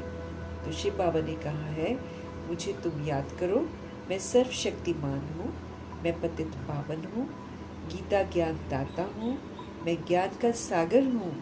गीता के अक्षर तो है ना, तो सिर्फ ये कहते हैं श्री कृष्ण भगवान उवाच, ये कहते हैं श्री कृष्ण भगवान उवाच, तुम कहते हो शिव भगवान उवाच। भगवान निराकार है, वो कभी पुनर्जन्म में नहीं आते हैं, अलौकिक दिव्य जन्म लेते हैं, खुद ही समझाते हैं, मैं साधारण बूढ़े तन में आता हूँ। शिव बाबा खुद ही समझाते हैं कि मैं साधारण बूढ़े तन में आता हूँ, जिसको ही भागीरथ कहते हैं। ये भगवान आकर बताते हैं। अब किसी को यकीन होता है, किसी को नहीं होता है। ब्रह्मा द्वारा ही रचना रचते हैं हम। शास्त्रों में ये ज़रूर लिखा है कि भगवान ब्रह्मा जी के थ्रू स्थापना करते हैं, ये लिखा हुआ है। लेकिन फिर वही है कि जब भगवान आते हैं साधारण बूढ़े तन में, तो वो वाला ब्रह्मा ढूंढते हैं जिनके 3 मुख हों। अब ऐसा तो नहीं होता ना, तो क्योंकि कहानियों में तो कुछ और ही लिख दिया है। बाबा कहते हैं, तुम मुझे याद करो। फिर अपने बारे में बताते हैं कि मैं सर्वशक्तिमान हूँ, मैं पतितों को पावन बनाने वाला हूँ, सच्ची गीता का ज्ञान मैं देता हूँ, ज्ञान का सागर हूँ। गीता के अक्षर तो है ना, सिर्फ ये कहते हैं श्री कृष्ण भगवान उवाच, तुम कहते हो शिव भगवान उवाच। तुम कहते हो, बाबा कहते भगवान निराकार है, ये वो कभी पुनर्जन्म में आते ही नहीं हैं, और वो जन्म भी जो लेते हैं वो अलौकिक दिव्य हैं। वो मरजीवा बनाते हैं, फिर परकाया का आधार लेते हैं। खुद समझाते हैं कि मैं साधारण बूढ़े तन में आता हूँ, जिनको भागीरथ कहते हैं। ब्रह्मा द्वारा ही रचना रचते हैं, तो मनुष्य का नाम ब्रह्मा रखा जाता है। व्यक्त ब्रह्मा से फिर पावन अव्यक्त फरिश्ता बन जाते हैं। पहले व्यक्त ब्रह्मा, फिर उनसे फिर पावन अव्यक्त फरिश्ता बन जाते हैं। बाप आते ही हैं पतितों को पावन बनाने के, तो फिर ज़रूर फिर पतित दुनिया पतित शरीर में ही तो आएंगे ना, नहीं तो फिर कैसे आएंगे? अगर पावन दुनिया में थोड़ी आएंगे, क्योंकि उनकी महिमा ही पतित पावन की है। इसलिए वो स्पष्ट करते हैं कि मैं पतित दुनिया में ही आता हूँ और मैं पतित शरीर में ही आता हूँ। ब्रह्मा जी का शरीर तो पतित ही होता है, लेकिन वो रूह मरजीवा बन जाती है, फिर उनका आधार बाबा लेते हैं। ये है डिटेल की समझानी। तो पहले तो समझाना चाहिए कि भगवान कहते हैं कि कल पहले मुआफिक अब आप मुझे याद करो, तो आपके जो विक्रम हैं वो विनाश हो जाएंगे और आप पतित से पावन भी बन जाओगे। गाते भी हैं, हे पतित पावन आओ, गंगा तो पतित पावनी नहीं है, उसमें नहाने से आज तक कोई पावन नहीं हुआ है, और भी घने पाप करते जा रही हैं हाथ में, उल्टा गंगा को भी गंदा कर दिया है। तुम पुकारते हो तो ज़रूर कहाँ से आएंगे ना भगवान। पतित पावन आते हैं पतित से पावन बनाने का पाठ बजाने के लिए। शिव बाबा कहते हैं तुम पावन थे, फिर तुम्हारे में मिलावट हुई, खाद पड़ी, वो योग बल से ही निकलेगी और कोई रास्ता नहीं है। हमारे अंदर जो खाद पड़ जाती है, जो रजोगुणी और तमोगुणी खाद हमारे अंदर पड़ जाती है, ये तो बाबा कहते हैं योग की ताकत से ही निकलेगी और कोई रास्ता ही नहीं है। तुम पवित्र बन जाएंगे, फिर पावन दुनिया में ही तुम आएंगे। जब तुम पवित्र बन जाओगे तो फिर पावन दुनिया में ही आओगे। पतित दुनिया का विनाश हो जाएगा। जो समझाया जाता है उसे अच्छी रीति से धारण भी करना है। जो भगवान जी समझाते हैं ना, उसको चित्त पर बिठा लेना है और फिर उसी प्रमाण हमको पाठ बजाना है। तो स्पष्ट कर रहे हैं कि जो बाप समझाते हैं उसे अच्छी रीति से पूरी बुद्धि में धारण करना है। धारण करेंगे तो पाठ बजाएंगे। हम तो सिर्फ ऊंच बाप की महिमा करते हैं। बेहद का बाप समझाते हैं, तुम 84 जन्मों का पाठ बजाते बजाते तुम कितने पतित बन गए। भगवान जी हमको समझाते हैं कि तुम कितने 84 जन्म का पाठ बजाते बजाते तुम कितने पतित बने हो। पहले तुम पावन थे, अब तुम पतित बने हो। फिर याद की यात्रा पर रहने से तुम फिर से पावन बन जाएंगे, क्योंकि पवित्रता के सागर को याद करेंगे तो जैसा संग वैसा रंग हम पर चढ़ जाएगा। हम सोल्स भी प्योर हो जाएंगे। भक्ति मार्ग से क्या हुआ कि तुम सीढ़ी नीचे ही उतरते आए हो, क्योंकि कोई गाइड करने वाला हमको था नहीं। और पहले शिवलिंग की पूजा करते हैं, लेकिन साथ साथ देह का आकर्षण भी बढ़ता जा रहा है, देह की कामनाएं बढ़ती जा रही हैं। तो इसीलिए शिवलिंग की पूजा करते करते भी मन को शांति तो मिल ही नहीं रही थी। फिर उसके बाद अपने ही चित्र बनवा दिए, याद नहीं है लेकिन संस्कारों में है ना, तो लक्ष्मी नारायण के बना दिए। फिर और भी देह का भान बढ़ता चला गया, फिर और अशांति होने लगी, फिर वहाँ भी तृप्ति नहीं हुई। फिर राम सीता का बनाया, लेकिन इधर अट्रैक्शन तो बॉडी की बढ़ती जा रही है, पाप आत्मा तो बनते जा रहे हैं, फिर वहाँ भी तृप्ति नहीं हुई।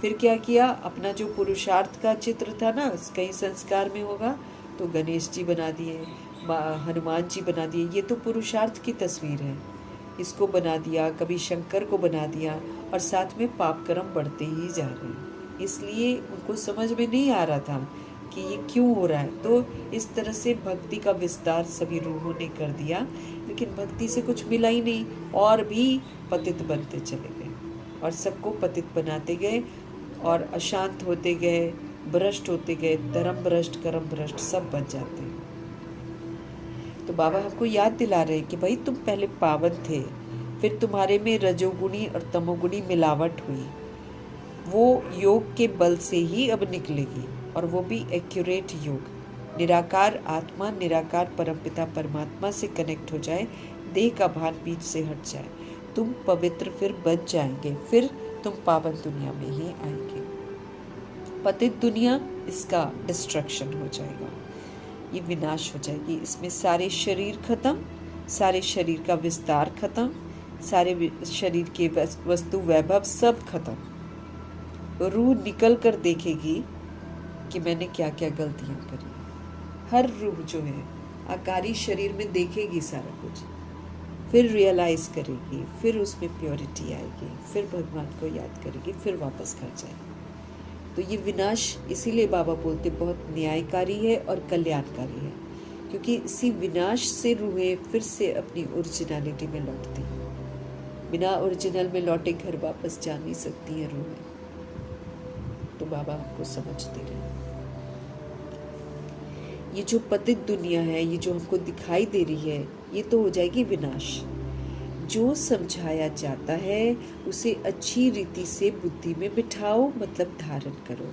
हम तो सिर्फ ऊंच बाप की महिमा करते हैं। बेहद का बाप हमको हर बात समझाते हैं। तुम 84 जन्मों का पाठ बजाते बजाते तुम कितने पतित बन गए हो। तुम पहले पावन थे, अब पतित बने हो। फिर याद की यात्रा पर रहने से तुम फिर से पावन बन जाएंगे।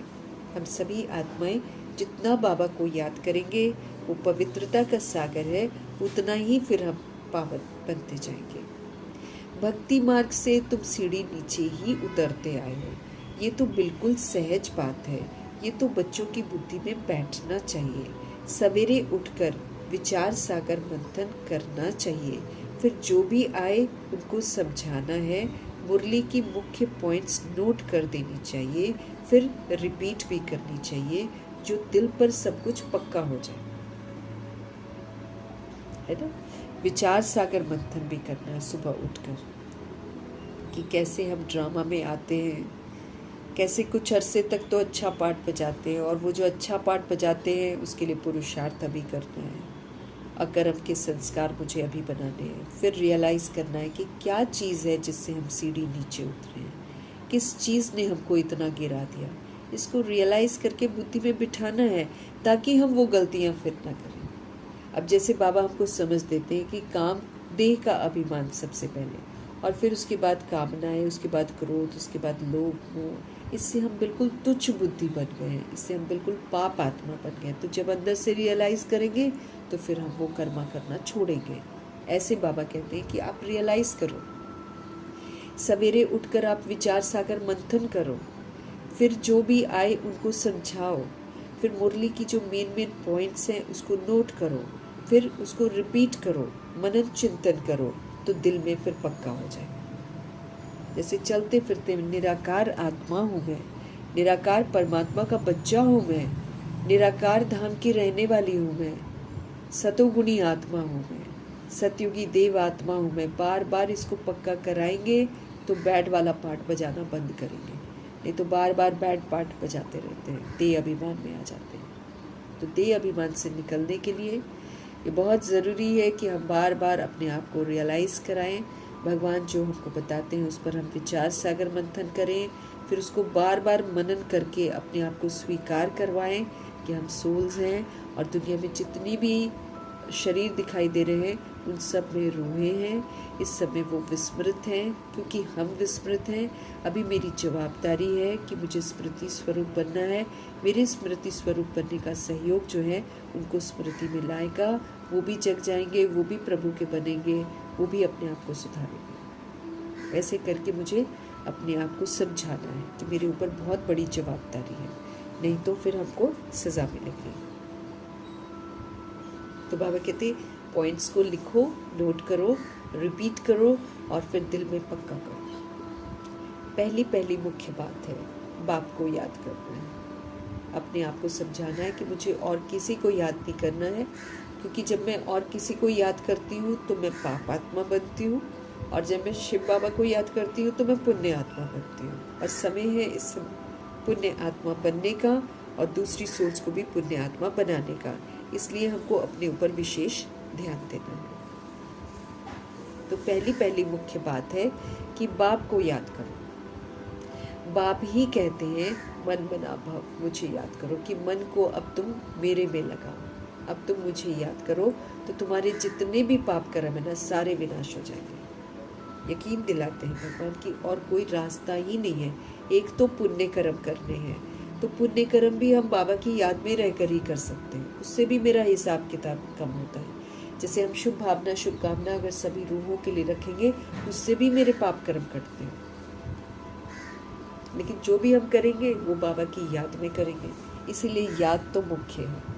याद करेंगे तो हम एक्यूरेसी से वो सब कुछ करेंगे जो हम आत्माओं के लिए भी ज़रूरी है, जो दूसरी सोल्स के लिए भी सहयोगी बन जाएगा। तो पहली मुख्य बात यही है कि हमें अपने शिव बाबा को याद करना है। हमारे शिव बाबा कहते हैं मन मना भव, अब मन को मेरे में लगाओ, मुझे याद करो, तो तुम्हारे पाप कर्म सारे खत्म हो जाएंगे। अब करो न करो फिर तुम्हारी मर्जी। अब रोज़ तो उनको समझाते ही रहते हैं, है ना। फिर बोलते हैं कि करो न करो फिर तुम्हारी मर्जी है। करोगे तो सुखी रहोगे, नहीं करोगे तो दुखी रहोगे। करोगे तो सदगति हो जाएगी, नहीं करोगे तो दुर्गति हो जाएगी। अब करो न करो तुम्हारी मर्जी। और क्या बोलेंगे बाप, है ना, क्योंकि ज़बरदस्ती करने वाला बाप नहीं है। शरीर वाला बाप तो मारेगा पीटेगा उसको और बोलेगा कर कर कर, ज़बरदस्ती कराएगा। हालांकि करते नहीं आजकल बच्चे, लेकिन ये बाप ऐसा नहीं है। ये बाप समझाते हैं, अंदर बाहर आगे पीछे सारी समझ दे देते हैं, लेकिन उसके बाद फिर छोड़ देते हैं। बाप का फरमान तो मिला हुआ है ना, तो अब करो न करो तुम्हारी मर्जी। पावन दुनिया में चलना है ना, तो फिर पतित दुनिया में बुद्धि का योग नहीं जाना चाहिए हमारा। अगर हमको पावन दुनिया में जाने का इरादा है, पावन दुनिया में चलना है, तो फिर पतित दुनिया में बुद्धि का योग नहीं जाना चाहिए मेरा। विकार में नहीं जाना है। फिर समझानी तो बहुत मिलती रहती है, समझाने की कोई कमी नहीं है। भगवान हर रीति से हमको समझा रहे हैं, है ना। तो मेन बात यही है कि हमको याद की यात्रा पर रहना है, इस यात्रा से उतरना नहीं है, और मन को मनमनाभव कर देना है। भगवान के साथ सारे संबंध बनाकर उसका रस ले लेना है। मनमनाभव बहुत इंटरेस्टिंग है, बाबा कहते हैं। सिर्फ ये नहीं कि बोरिंग तरीके से याद कर रहे, नहीं, सारे संबंध का अनुभव करना मनमनाभव होता है। और मुझे याद करो, बाबा कहते तो तुम्हारे पाप कर्म सारे खत्म हो जाएंगे, और बाप का फरमान जो मिला हुआ है वही हमको करना है। पावन दुनिया में अगर हम चलना चाहते हैं तो पतित दुनिया से तो बुद्धि का योग बिल्कुल हटाना पड़ेगा, और विकार में बिल्कुल नहीं जाना है। और समझानी तो बाबा हमको बहुत देते रहते हैं, लेकिन फिर बोलते हैं अब करो ना करो तुम्हारी मर्जी, तुम अपने लिए खुद ही जिम्मेवार हो। अच्छा, मीठे मीठे सिगिलदे बच्चों प्रति माता पिता बाप दादा का याद प्यार और गुड मॉर्निंग। रूहानी बाप की रूहानी बच्चों को नमस्ते। हम रूहानी बच्चों की भी रूहानी बाप को दिल से, जान से, सिख से, प्रेम से, अदब से, पूरे रिस्पेक्ट से, पूरे रिगार्ड से प्यार भरी नमस्ते और तहे दिल से मीठे परमपिता परमात्मा जी का धन्यवाद। धारणा के लिए मुख्य सार। सवेरे सवेरे उठकर, क्योंकि that is the only time जब बड़ा सारी तमो प्रधान सोल्स जो होती हैं, या नेगेटिव सोल्स जो होती हैं, या कमज़ोर आत्माएं जो होती हैं, निद्रा अवस्था में होती हैं, यही समय है उठने का, यही समय है बाबा के ज्ञान के विचार सागर मंथन करने का। उठते ही योग में नहीं बैठते हैं ना। चंद्रमणि दादी कहती है कि बाबा हमको पहले बोलते थे पढ़ो पहले, फिर हम लोग योग लगाते थे। संबंध जुड़ जाता है ना। अब उसमें क्या करते, कई लोग उठते ही बैठते हैं और फिर आधा तो नींद में होते हैं, तो कनेक्शन तो नहीं जुड़ता है ना। तो पहले जग जाओ अच्छे तरीके से, है ना। तो विचार सागर मंथन करो बाबा के साथ। तो सवेरे सवेरे उठकर विचार सागर मंथन करो कि बाबा जो मुझे बातें बता रहे हैं उसकी गहराई क्या है ना, उसकी सच्चाई क्या है, उसका मंथन करना है। क्यों कह रहे हैं, क्या कह रहे हैं मुझे बाबा, क्यों कह रहे हैं, अगर मैं करती हूँ तो क्या होगा, और अगर मैं नहीं करती हूँ तो क्या होगा, फिर मैं कौन, मेरा कौन, और मुझे क्या करना है, इसका विचार सागर मंथन ये सुबह सुबह करके अपने को फिक्स कर लेना है। क्योंकि दिनचर्या में हम युद्ध के मैदान में जाने वाले हैं, तो युद्ध के मैदान में हम स्थिर रहें, अचल रहें, अडोल रहें और इस युद्ध को जीते, ये बहुत ज़रूरी है। हम युद्ध के मैदान में हैं जहाँ पर तमोगुणी और तमो प्रधान पाठ चलेगा, लेकिन हम वहाँ पर सतोगुणी और सतयुगी पाठ बजाएं। ऐसे ही युद्ध को जीतना है मुझे। शिकवा शिकायत करके युद्ध को नहीं जीत पाएंगे।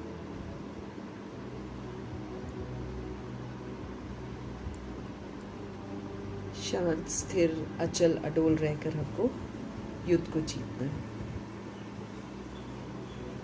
तो सबको पहले पहले बाबा कहते हैं मंथन करो, फिर बाप जो सुनाते हैं हमें उसे नोट करके रिपीट करो। चित्त पर नहीं बिठाएंगे तो कैसे चलेगा, है ना। तो चित्त पर बिठाना है, रिपीट करना है, दूसरों को सुनाना है। अगर कोई नहीं है तो दीवारों को सुना दो, उससे भी बहुत पक्का होता है। दीवारों को दादी ऐसे ही करती थी, जनक दादी शुरू में थोड़ी लोग सुनने लग गए थे, तो दीवारों को सुनाती थी।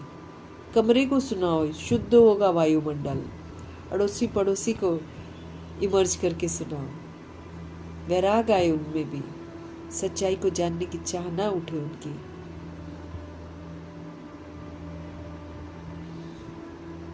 दूसरों को सुनाना है, सबको पहले पहले बाप का ही परिचय देना है।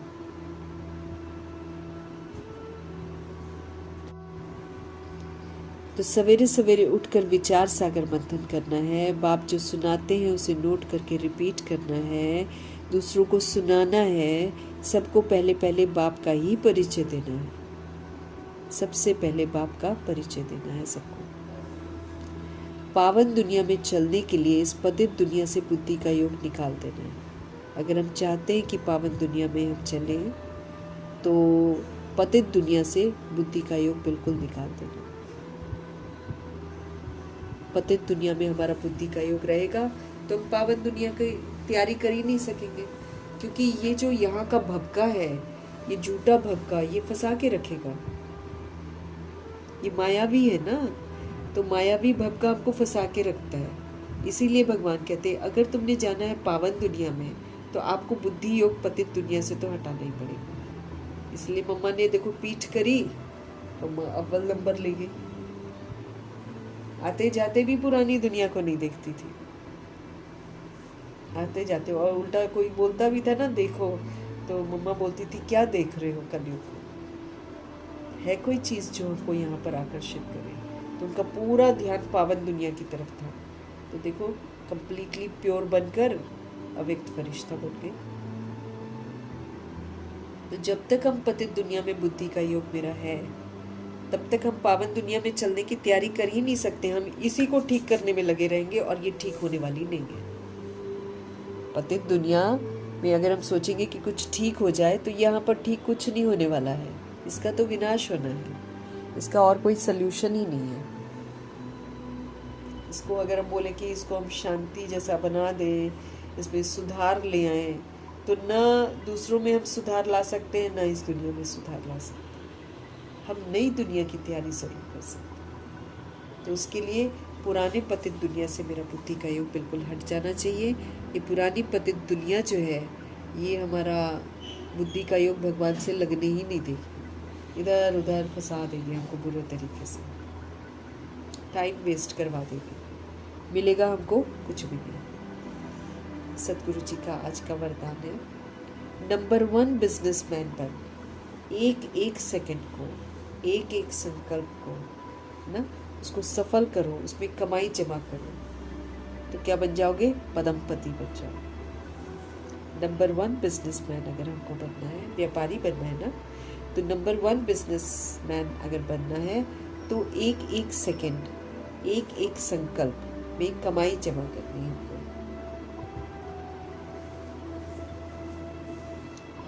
एक एक सेकंड बाबा कहते सफल करो। 2500 वर्ष की राजधानी का, पूरे कल्प का ही भाग्य हम लिखते हैं ना। तो इसलिए हर पल जो है संगम का बड़ा महत्वपूर्ण है और हर संकल्प भी बहुत महत्वपूर्ण है। खजाने हैं ये, तो खजानों को फलीभूत करना है। कमाई जमा करने वाले पदमपति भवो। नंबर 1 बिजनेसमैन वो है जो अपने को बिजी रखने का तरीका जानता है। नंबर 1 बिजनेसमैन वो है जो अपने आप को बिजी रखने का तरीका जानता है। बिजनेसमैन का मतलब क्या है? जिसका एक संकल्प भी वेस्ट न जाए। ये है व्यापार या नंबर, है ना। बिजनेसमैन का स्पष्टीकरण भगवान जी कर रहे हैं। बिजनेसमैन अर्थात जिसका एक संकल्प भी वेस्ट न जाए, हर संकल्प में कमाई हो। जैसे वो बिजनेसमैन एक एक पैसे को कार्य में लगाकर पदम गुणा बना देते हैं। दुनिया वाले जो बिजनेसमैन हैं, जैसे वो बिजनेसमैन एक एक पैसे को क्या करते हैं, कार्य में लगाकर उसको एकदम डबल ट्रिपल बना देते हैं, पदम गुणा बना देते हैं। ऐसे आप भी एक एक सेकंड, एक एक संकल्प कमाई करके दिखाओ, तब पदमपति बनेंगे। ऐसे आप भी एक एक सेकंड व एक एक संकल्प कमाई करके दिखाओ, तब पदमपति बनेंगे। इससे बुद्धि का भटकना बंद हो जाएगा। इससे बुद्धि का भटकना बंद हो जाएगा और सारे व्यर्थ संकल्पों की कंप्लेन भी समाप्त हो जाएगी।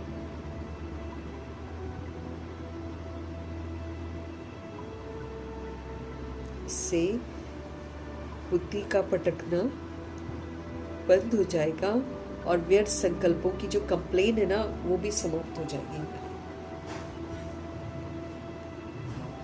तो नंबर 1 बिजनेसमैन वो है जो अपने को बिजी रखने का तरीका जानता है। बिजनेसमैन अर्थात जिसका एक संकल्प भी, एक थॉट भी वेस्ट न जाए, हर संकल्प में कमाई हो। जैसे वो बिजनेसमैन एक एक पैसे को कार्य में लगाकर पदम गुणा बना देते हैं, ऐसे आप भी एक एक सेकंड बस संकल्प कमाई करके दिखाओ, तब पदमपति बनेंगे। इससे बुद्धि का भटकना क्या हो जाएगा, बंद हो जाएगा, और व्यर्थ संकल्पों की कंप्लेन जो है ना, वो भी समाप्त हो जाएगी। तो व्यापारी बनना है, सच्चा व्यापार करना है। एक भी हमारा थॉट जो है वो वेस्ट नहीं जाना चाहिए।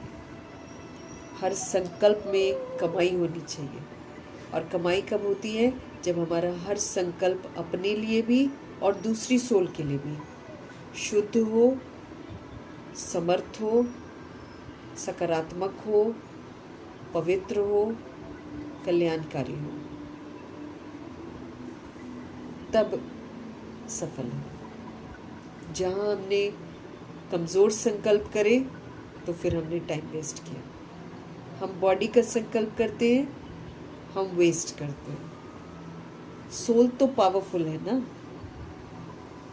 तो अपने लिए भी संकल्प जो हम करते हैं, दूसरी सोल्स के लिए भी जो संकल्प करते हैं, वो वेस्ट नहीं जाना चाहिए, बल्कि हर संकल्प में कमाई होनी चाहिए। तो कमाई तभी होती है जब उसमें शुद्धता होती है, अदरवाइज कमाई नहीं है। ये भी बड़ा ध्यान रखना है। हमारे संकल्प में अगर शुद्धता नहीं है, प्योरिटी नहीं है ना, इसलिए रतन मोहिनी दादी हमेशा बोलती थी, हमारा एवरी थॉट प्योर होना चाहिए, पॉजिटिव होना चाहिए, पावरफुल होना चाहिए। अगर प्योर, पॉजिटिव, पावरफुल है तो समझो मैंने कमाया। उसके लिए फिर जो वर्तमान में हम देखते हैं वो नहीं बोलना है, जो हम चाहते हैं वो बोलना है। तो हम चाहते तो सब कुछ अच्छा ही है ना, तो बाबा बोलते हैं फिर जब आप चाहते हो अच्छा तो फिर सोचो अच्छा, सबके लिए सोचो अच्छा। अभी वर्तमान में जो सोल कर रही है वो नहीं सोचो, जो वो असल में आत्मा है वो सोचो। तो हम सभी आत्माएं भी जब बाबा के पास आते हैं तो हम अच्छे थोड़ी हैं, है ना, लेकिन बाबा हमको स्वमान दे देकर अच्छा बना रहे हैं। तो बाबा के जितने भी संकल्प हैं वो हम आत्माओं के लिए शुद्ध है ना, पावरफुल, प्योर है, पॉजिटिव है, पावरफुल है। अब ऐसे ही हम आत्माओं को भी प्योर, पॉजिटिव, पावरफुल संकल्प ही करना है, चाहे सामने वाला बद से बदतर कर रहा हो। उसके जो बद से बदतर है ना, उसको नहीं देखना है, but we have to create pure, positive, powerful thoughts. एक दिन में नहीं होगा। जैसे आजकल बोलते हैं ना, 10 संकल्प करो, है ना, मैं सदा शांत हूँ, स्थिर हूँ, अचल हूँ, अडोल हूँ, मुझे किसी से भी कुछ नहीं चाहिए, मेरे रिश्ते रूहानी हैं, बहुत अच्छे हैं, और जो सेवा स्थान है वो स्वर्ग है। ऐसे करके हमको बोलना है। भले घर में कलेश होता हो, लेकिन बोलना ये समर्थ, प्योर, पॉजिटिव संकल्प है। तो ये बाबा बोलते हैं कि 1 महीना करो, 2 महीना। अब क्या करते हैं, कुछ दिन करते हैं, फिर बोलते हैं कि अरे ये तो और भी खराब कर रहा है, इसको कैसे अब कहें, ऐसे करते हैं ना हम लोग कभी कभी। नहीं, 1 महीना, 2 महीना, 3 महीना लगातार करो, तो फिर जो मेरे संकल्प होंगे ना, वो फिर फलीभूत हो जाएंगे। फिर वो सोल जो है ना, जिसको हम चाहते कि वो अच्छी हो जाए, वो अच्छी हो जाएगी। तो ये हमको बहुत ज़रूरी है कि भगवान हमको बोलते हैं कि संकल्प एक बहुत सुंदर खजाना है। इस सुंदर खजाने को पल पल हमें सफल करना है। इसमें से एक भी वेस्ट नहीं जाना चाहिए। हर संकल्प में कमाई होनी चाहिए, हर थॉट में कमाई। और कमाई means only pure, positive, powerful thoughts, बस। इसके अतिरिक्त और कोई थॉट नहीं आना चाहिए, क्योंकि प्योर, पॉजिटिव, पावरफुल थॉट ही सच्चाई है किसी भी सोल की। बाकी तो सारा झूठ है, क्योंकि हम तो बॉडी को देखकर बोल रहे हैं, बॉडी तो झूठ है। इसलिए बॉडी को देखकर, और फिर हमको ये भी नहीं पता कि पिछले जन्म में उसने क्या पार्ट बजाया है, कैसे 2 रूहें आपस में मिल रही हैं, क्यों एक दूसरे के साथ दुश्मनी कर रही हैं, हमको तो नहीं मालूम। इसीलिए हम किसी को लेकर भी वकालत नहीं कर सकते, किसी को लेकर भी हम जजमेंटल नहीं बन सकते कि ये ऐसा है, ऐसा है। नहीं कर सकते हम, क्योंकि हमको इनकी राम कहानी नहीं मालूम है। हर आत्मा अपना पार्ट बजा रही है, जो उसने रिकॉर्ड किया है वो पार्ट बजा रही है और वो वही पार्ट बजाएगी। उसका परचिंतन नहीं करना है, उसका शुभ चिंतन करना है। मतलब उसके लिए शुभ भावना, शुभ कामना रखनी है ना। ज्ञान चिंतन, प्रभु चिंतन, स्वचिंतन, शुभ चिंतन, सबके लिए शुभ चिंतन हम करेंगे, लेकिन उनका जो वर्तमान में क्या है पार्ट है ना, उसको नहीं देखेंगे, पर चिंतन नहीं करेंगे हम। तो कोई भी थॉट हमारा व्यर्थ नहीं जाना चाहिए। हर संकल्प में कमाई होनी चाहिए। जैसे वो बिजनेसमैन एक एक पैसे को कार्य में लगाकर पदम गुना बना देते हैं, ऐसे आप भी एक एक सेकंड, एक एक संकल्प कमाई करके दिखाओ। बाबा की यादों में है, कमाई ही कमाई है। हर सेकंड बाबा की यादों में है, कमाई ही कमाई है। प्रभु चिंतन कर रहे हैं, कमाई है। ज्ञान चिंतन कर रहे हैं, कमाई है। स्व चिंतन करके जो 5 स्वरूपों का चिंतन है, अनादि आदि चिंतन है, कमाई ही कमाई है। फिर सभी सोल्स के लिए शुभ चिंतन है, शुभ शुभ शुभ, कमाई ही कमाई। इसके अतिरिक्त जो हम करते हैं सारा व्यर्थ है, व्यर्थ है, व्यर्थ।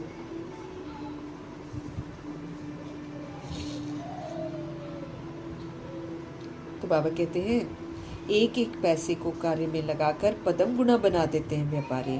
ऐसे आप भी, मेरे पास कौन सा खजाना है, मेरे पास कौन से रुपए हैं, मेरे पास एक एक सेकंड है, मेरे पास एक एक संकल्प है। बाबा कहते हैं इसकी कमाई करके दिखाओ, तब क्या होगा, हम पदमपति बनेंगे। इससे मेरी बुद्धि का भटकना बंद हो जाएगा और व्यर्थ संकल्पों की जो कंप्लेन है वो भी बिल्कुल समाप्त हो जाएगी। हमारी बुद्धि का भटकना बंद हो जाएगा और व्यर्थ संकल्पों की कंप्लेन भी समाप्त हो जाएगी। ये नहीं है, वो नहीं है, वो नहीं है। हम व्यर्थ संकल्पों की कंप्लेन होती इसलिए है क्योंकि हम सेकंड और संकल्प को सफल नहीं करते हैं। अब सेकंड और संकल्प को सफल करेंगे तो सारी शिकवे शिकायतें कि वो ऐसा नहीं है, वो वैसा नहीं है, ये सारा हमारा खत्म हो जाएगा। तो वरदान को बड़ा विधि पूर्वक फलीभूत करके हमको पदमपति बनना है, हमको ढेर सारी कमाई करनी है। ठीक है, तो इससे बुद्धि का भटकना बंद हो जाएगा और वेस्ट थॉट जो है, इसकी जो कंप्लेन है वो सारी की सारी समाप्त हो जाएगी। स्लोगन, जो मंगता है वो खुशी के खजाने से संपन्न कभी हो ही नहीं सकता। अब बाबा ने हमको क्या बोला है आकर कि पुरुषार्थ तो हमको करना ही है, लेकिन हमको सदा खुश रहना। फिर चाहे कर्म भोग आ जाए, चाहे मेरी जिंदगी में परिस्थितियां आ जाएं, चाहे विघ्न आ जाए, चाहे ऑपोजिशन हो जाए, हमको सदा खुश रहना है। ये भगवान कहते हैं। खुशी का खजाना भगवान ने हमको दिया है। ये मेरी खुराक है, आत्मा की खुराक है। जैसे कल बाबा ने बताया कि आत्मा की शक्ति कैसे बढ़ती है, खुशी की खुराक चाहिए।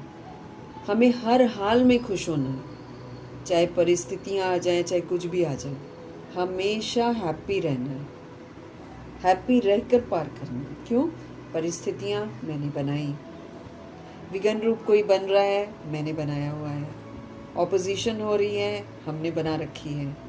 अब हमने उल्टा काम किया, दुनिया ने उल्टा काम किया। अब दुनिया जो उल्टा काम करती है, हम उल्टा करने लगते हैं तो वो उल्टा करके विघ्न डालती है।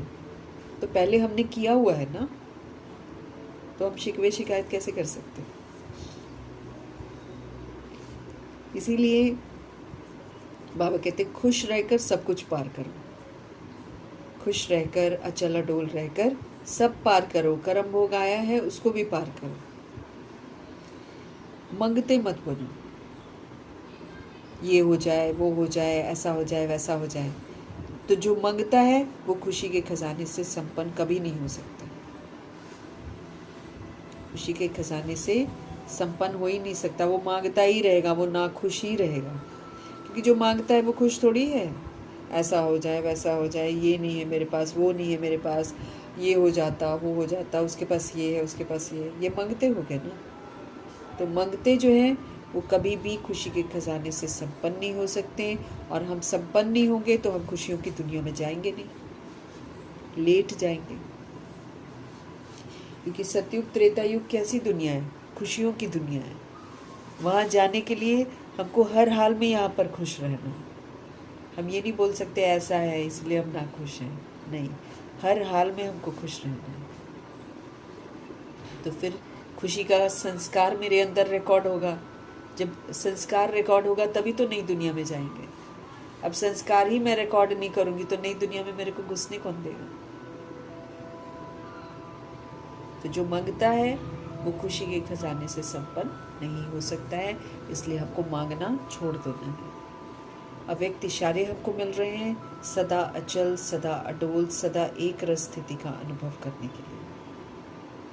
सदा मास्टर सर्वशक्तिमान की सीट पर सेट रहने वाले ही अचल अडोल रहते हैं। जो हमेशा मास्टर सर्वशक्तिमान की सीट, मास्टर सर्वशक्तिमान मतलब जिसने आठों शक्तियों को कमा लिया, जिसके पास आठों शक्तियाँ एकदम भरपूर हैं।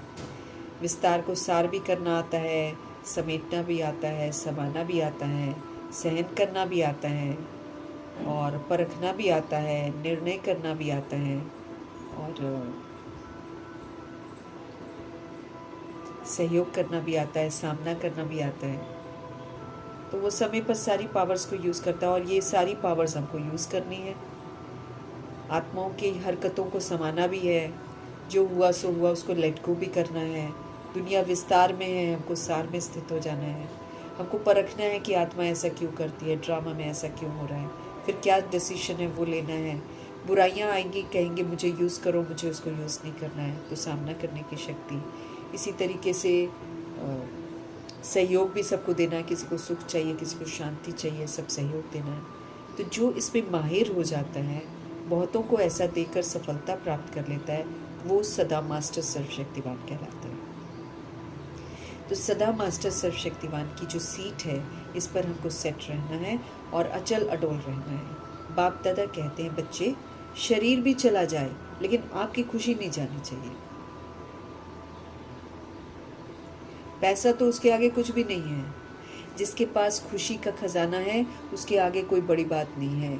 और सदा सहयोगी सेवाधारी बच्चों के साथ तो बाप दादा खुद रहते हैं, तो फिर घबराने की क्या बात है। सदा मास्टर सर्वशक्तिवान मीन्स हमेशा सारी पावर्स का सहयोग देने वाली आत्मा, इस सीट पर विराजमान रहने वाली सोल, वही अचल रहती है, वही अडोल रहती है, वही बातों को समा भी लेगी, वही समेट भी लेगी, वही आत्माओं को जो सहयोग देना है वो सहयोग भी दे लेगी, वही कमी कमज़ोरियों को यूज़ नहीं करेगी, वही सब कुछ परख कर क्या करना है वो डिसाइड कर लेगी, सब कुछ वो कर लेती है।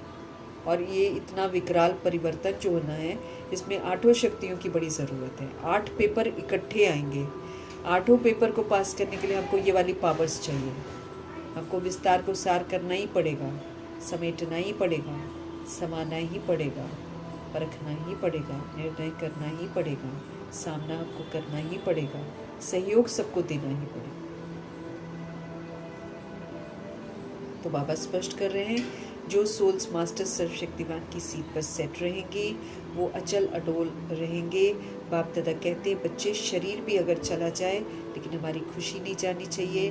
पैसा वो तो कुछ भी नहीं है, जिसके पास खुशी का खजाना है उसके आगे कोई बड़ी बात नहीं है। और सदा सहयोगी सेवाधारी बच्चों के साथ तो बाप दादा रहते हैं, इसलिए हमको घबराने की कोई बात नहीं है, हमको किसी भी चीज़ में घबराना नहीं है।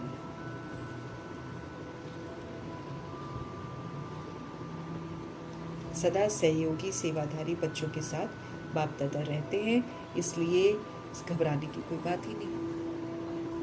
कोई कुछ भी हो जाए, अचल रहना है, अडोल रहना है, सदा खुश रहना है, इसका सबूत देना है। अंतिम परीक्षाओं की तैयारी करनी है। मीठे परमात्मा जी का धन्यवाद करेंगे, ब्रह्मा माँ का धन्यवाद, जगदम्बा माँ का धन्यवाद, कुलसार दादू जी का धन्यवाद, अष्टरत्नों का धन्यवाद, नवग्रहों का धन्यवाद, एडवांस पार्टी की सारी सोल्स का धन्यवाद, बची हुई जितनी भी रूहें हैं सबका धन्यवाद।